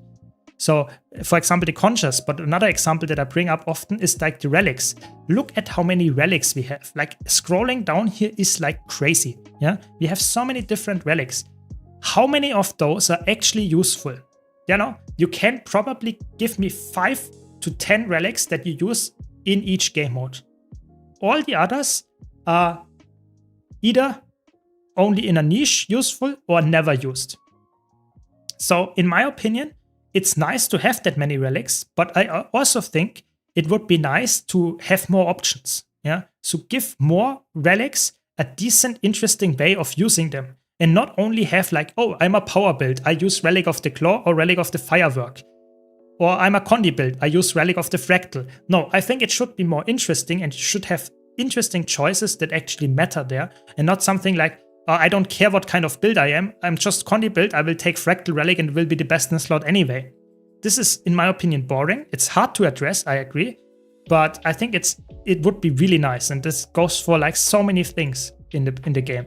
I'm not saying the balancing is bad, not at all. I think Guild Wars 2 is amazingly balanced in PvE. The problem is more that I feel like it could be even better by just addressing some issues that at least I as a player have when it comes to build crafting, to variety. Yeah. What percentage of meta builds do you think rely on Soto, Gentle Waltz weapons or relics? Probably like over 80%. Like, for example, Mesmer, if you play a healer, you need to be having Soto. If you don't have Soto, then you don't have access to a rifle and you don't have any like healing weapon anymore. And if you play like a Willbender and you want to play a Condi Willbender or a Condi like Firebrand, then you want to play with a pistol.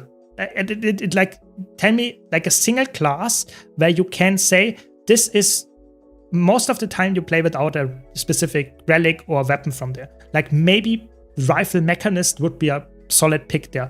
But there are so many nowadays that just use multiple of those annual expansions to make the best build, which is completely fine. But for a new player, that's a little bit frustrating because you can never play a meta build for specific classes if you don't have all the expansions. That is okay, but it's just a little bit frustrating. Yeah. Exactly, bro. Exactly. I do wonder if there are some dumb hybrid builds that are very using weird relics. Yeah, I mean, there are probably, but they are just not as good as the meta builds. That's the big problem. And even if you go for a weird pick, typically the meta relics are probably still the best choice, even if you have weird traits and skill setup. I guess that's how it goes. Welcome, Saint. Welcome. Is the cap for how many stacks of conditions we can apply to attack? No, you can use as many conditions as you want. There is no cap to the target. You will at some point see on the target an exclamation mark on the condition thing, but that's not a cap. Yeah. I wonder if adding a fourth line to traits to choose from would give some more design space. I think it would be making the game more like more of a challenge to balance, and I think that would probably like it would break the game and it will probably be fun for a bit, but in the long run, I think that's not a healthy design decision. Like having 3 trait lines is already hard to balance with the lead specs as well on top of that, but having a 4th, that would probably completely break the game. Yeah. That's my take there. No, if multiple players play Condi, it will not get kept. So conditions in the beginning of the game, you were right. If you played Burning, there was a single Burning stack, and if that was applied, that's it. There is no way of you applying more than 1 Burning stack. But nowadays, if you play multiple burning stacks or multiple Confusion stacks, I can show this on the column here, then it will just stack. And you can apply a crazy amount of conditions, it will just continue to stack. There might be some technical stack cap at some point, like who knows, when the floating number is overflowing, sure, but you will never get to this point. So even on world bosses, as far as I know, your damage will always be there. You will never lose damage, even if there are 50 condition virtuosos that only apply bleeding. I think there is no world where you lose damage because everyone is playing and applying the same condition builds. Yeah. So keep that in mind. Yeah, thanks Nomixer for posting that. That's definitely important with the control effects.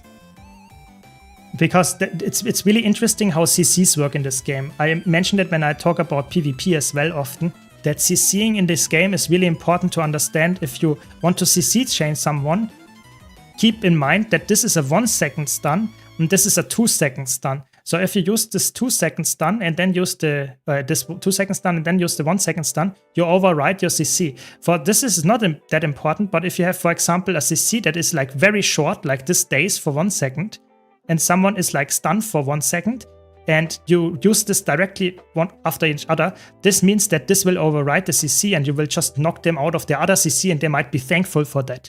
That is like really weird, and CCing with conditions is somewhat similar. It's crazy. There's a lot of depth in there. Yeah.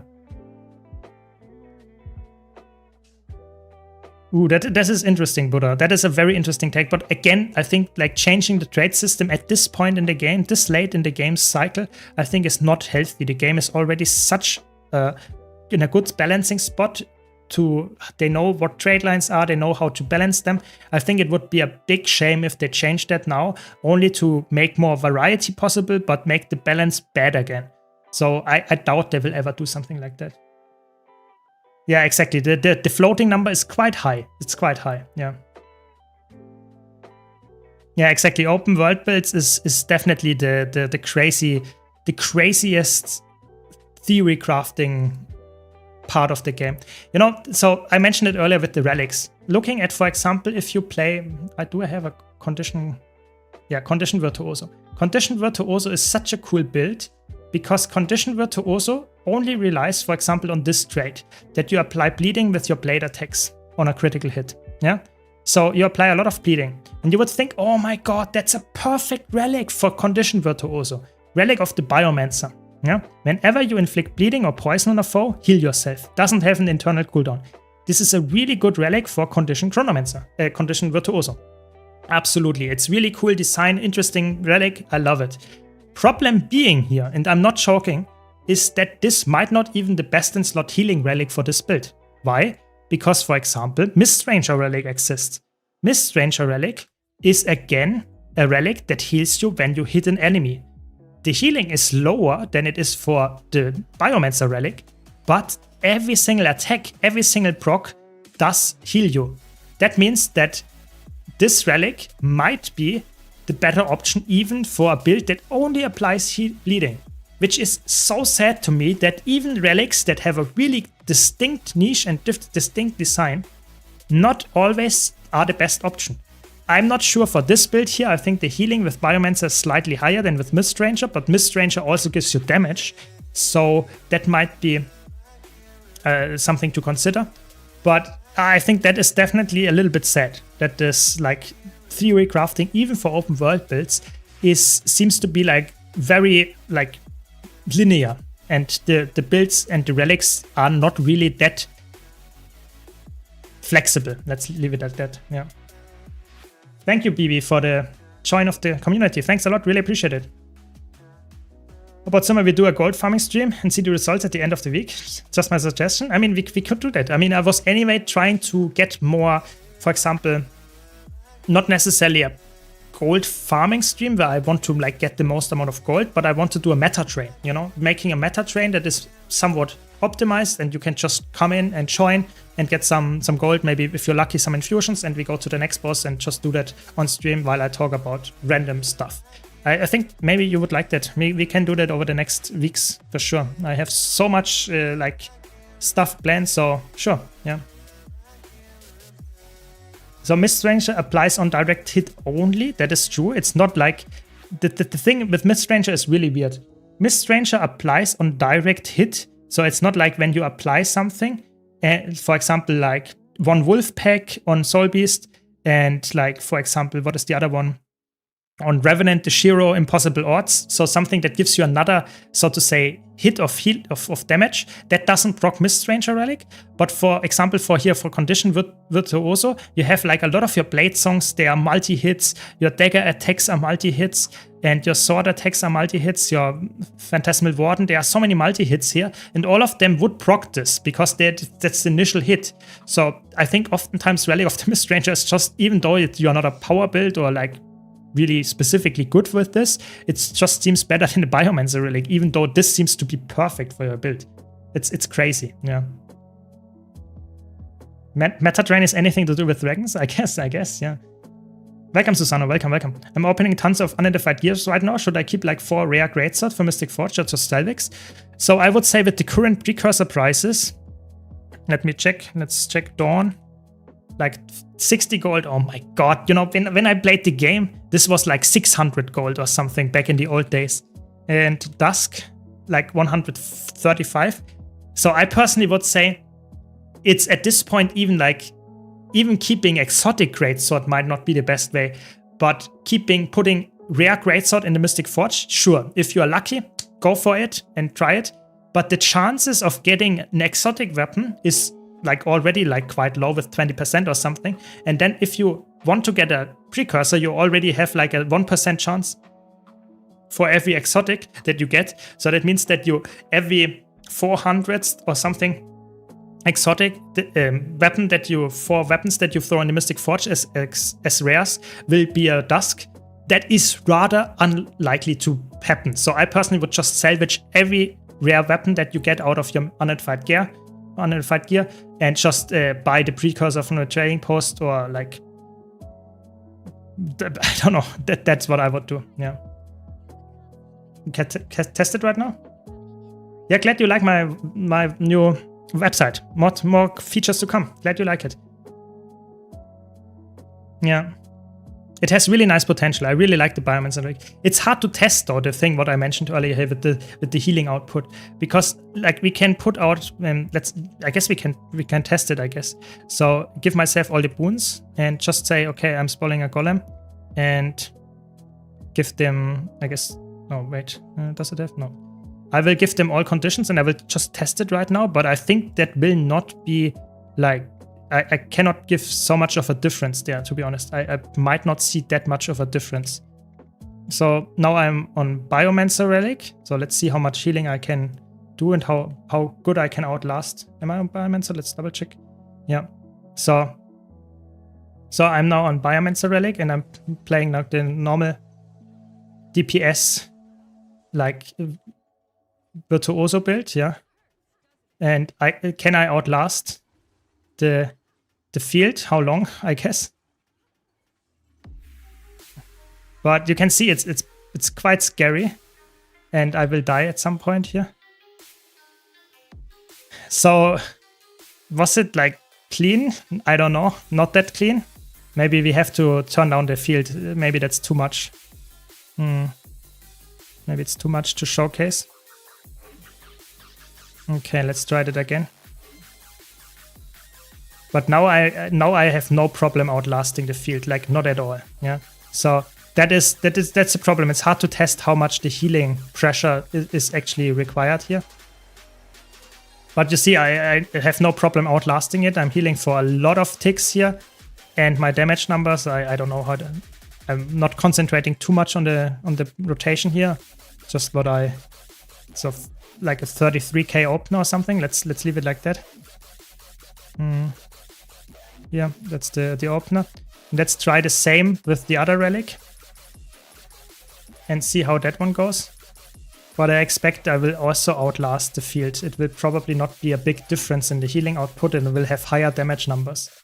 So that's my suspected result here. But we will see. You see that the healing is like almost the same. And the damage might be slightly higher, slightly. Because I get some lifesteal procs on top of that. Yeah, I mean, 600 more DPS. I think I did not get the rotation that perfectly, but come on. It's like minimal difference. And the healing output is almost the same. So Mist Ranger seems to be better even on a build that is made for this. So this is a little bit sad. Yeah, a little bit sad. What are Tuesday's upcoming features to come to the site?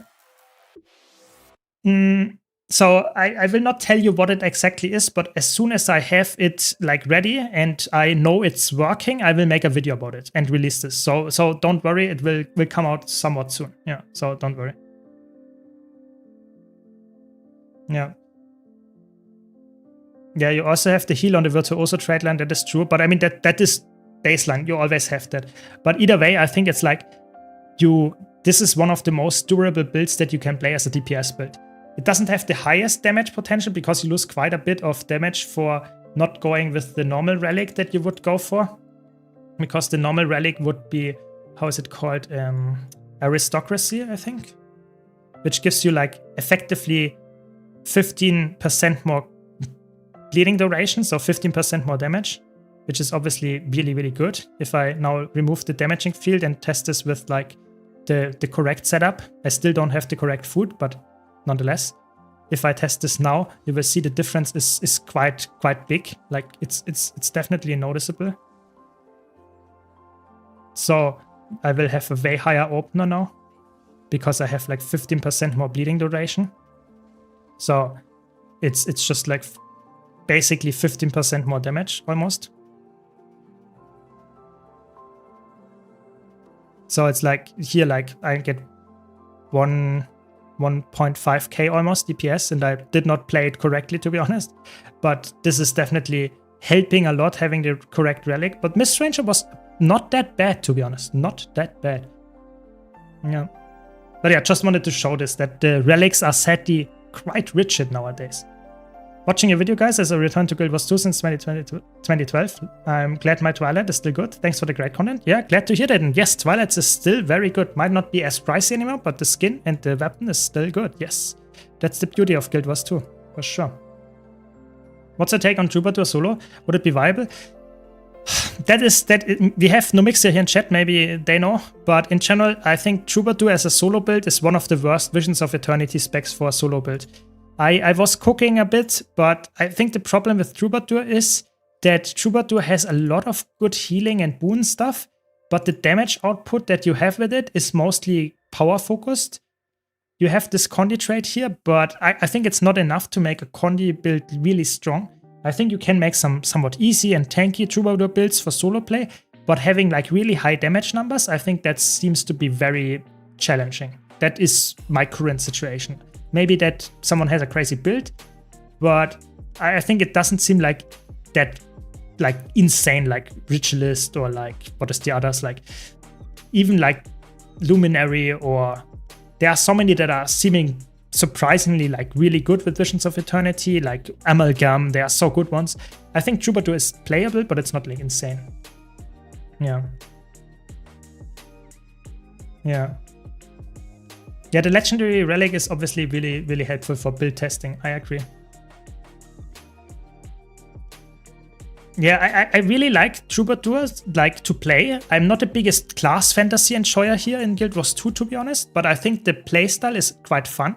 The problem is I just cannot get the solo build to work. Like, I'm not saying it's like not playable. I'm just saying if you compare to like Evoker, to Ritualist, to Amalgam, they just seem to be just straight up better, like significantly better. So I really hope they will maybe make some changes. Maybe not every single class has to have a crazy solo build, but I think Troubadour had the potential to have one. Yeah.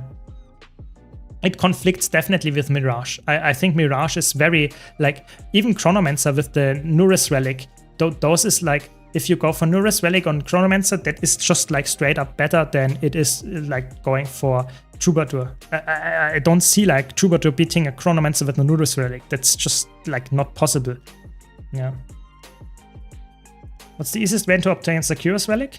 I would say just go into World vs. World. If you do the Chant Wilds World vs. World or PvP World vs. World reward track, where is it? Here, Chant Wilds. Then at the end you can get the Chant Wilds Relic, I think. And no, wait, not Chant Wilds, sorry, Sakura's is Soto. So you use the Secrets of the Obscure one. This one, sorry, this one. And at the end you can select Sakura's Relic, which comes from Soto, and you can just get it this way. That's the easiest way. Yeah, I agree. Every class should have a really good solo spec, but not every elite spec needs to have one, and I think Troubadour might not be the one. Got a few Ascended Trinkets from Fractals, but the stats are not what I'm looking for. Is there a way to change them? So, Trinkets from PvP you can change, but from Fractals you cannot change. So that's just not possible, sadly. You can only change Ascended Weapons and Armor. Those are the only ones that you can change, with like Bloodstone, Rubies, and PvP trinkets that you can change. Those are the only ones. The other ones you cannot change. Yeah. I started playing a few weeks ago and your content is golden for me. I currently complete achievements while I have your 0-2 streams on the background. Perfect. More to come, don't worry. Yeah. Yeah, I think the important part is get the Secrets of the Obscure reward track in PvP or World vs. World, and whatever game mode you enjoy more, you get it done there. Typically, especially with like in 2 weeks, we get the World vs. World bonus event rush thing, where you get like almost like half the time for the reward track. So if you do it fast, you can get it done in like 3 to 4 hours, which means that you just play World vs. World in 3 to 4 hours and get a lot of like World vs. World rewards. And at the end of those time, you will get the Relic of Sakiros, which you normally had to do some events for. So this is definitely worthwhile to do in 2 weeks during the rush. Do you think the Legendary Relic is good for early, or should I just save my Clovers for a trinket? I think the Relic is not very good for a new player. I think the Relic is more like for a veteran that wants to try out different builds. I think the Relic is extremely expensive and doesn't provide that much utility for most players. If you're like me and playing like 100 different builds per month, yeah, sure, then it's good. But if you're a new player and play like 2 different builds, then just purchasing 2 different relics, that saves you a lot of money and you don't need the relic. I personally would say go for trinkets first and relic at some point, but not yet. That's my tip there. Yes, mist trinkets are also selectable. Yeah. That's true. Mist trinkets are always selectable, but the problem is they're quite expensive, and I personally would say better get like a Berserker one and a Harrier one, for example, than swapping the one that you already have, because then you will lose the one that you already have. I personally am always someone that like, I don't want to delete my gear to get a different kind of gear, but I better have like 2 different pieces. Maybe I'm just like weird and I like to have multiple builds working at the same time, but I would not waste my money on swapping one gear set to another if I want to have both of them in the end. Would I need to do the world versus world multiple times to have one for each profession? Yes. So the sad part is if you complete those reward tracks, then you will get one single exotic relic that you can choose there. And exotic relics sadly are character bound. So you cannot swap them between multiple characters, which is a little bit sad, but don't forget, you only have to get it once. As soon as you have it on a character, you will never have to delete it. And you can use it in multiple builds on this character. So yes, it's only for one character, but you only have to do it once for this one. Yeah. I'm new and tried Mesmer. I don't understand how the mechanics of the class like clones and Phantasm work. Okay, let me explain. It's quite simple. Let me show with like Chronomancer, it doesn't matter. I will just show Chronomancer. So if I play Chronomancer, I can spawn clones. Yeah, just like spawning a golem here, doesn't matter which one. So this is a golem now, and if I spawn a clone, this will be a clone here, and this clone will attack the target with the auto attack of the weapon that I spawned the clone with. Yeah. So I spawned with a dagger, it will just auto attack this golem with the auto attack, and you see this, I have one illusion up. And if I spawn another one now with the spear, it will do the spear auto attack. Please do the spear auto attack. It will at some point attack. Maybe I just have to change the settings here. Give me a second. Yeah, here. So now it's attacking. So you see, those are now attacking with auto attacks with very weak auto attacks. So this is what this is what you see here. If I now spawn a Phantasm, I will create an attack. You see, and it does a different kind of animation. And when it does its animation and is done with the attack, it will despawn and spawn a clone instead. Then I have 3 illusions up again. And now my shatter skills are altered or improved depending on how many clones I have. So if I use my shatter F1, it does more damage if I have 3 clones up than if I would use it with only 1 clone up. So now a lot of damage, almost 4k. If I only use it with 1 clone, it does less damage. Yeah.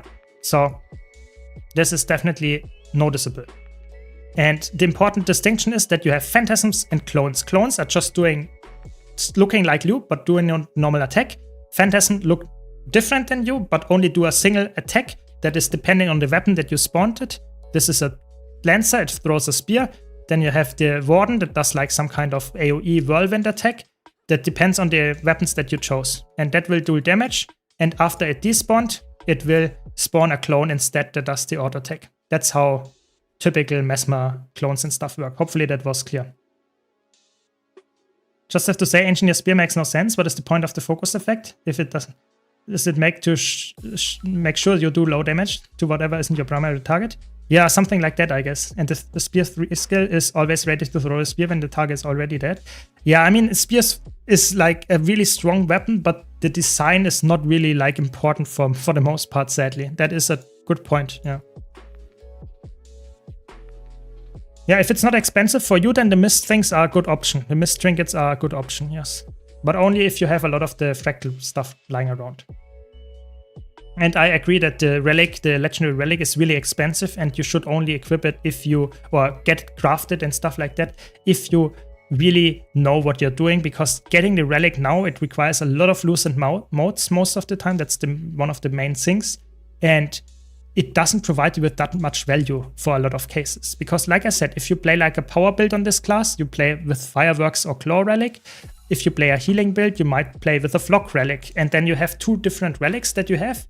And you can use them on all builds as a heal Chronomancer, as a heal Troubadour, even as a heal Mirage, you can use Relic of the Flock. So there is not a real reason to have the legendary relic for like 90% of the players, I would say. So keep that in mind. Yeah, but either way, I think that's the end of tonight's stream. So I hope you enjoyed it. I had a blast. Be sure to check out my YouTube channel and, of course, the new website, !website in the chat. And I pinned it also on the YouTube stream. I hope you enjoyed the stream, like I said. And I hope to see you in the next few days when I stream as well. And take care. Thanks for watching. Thanks for your time with me. And yeah, see you around.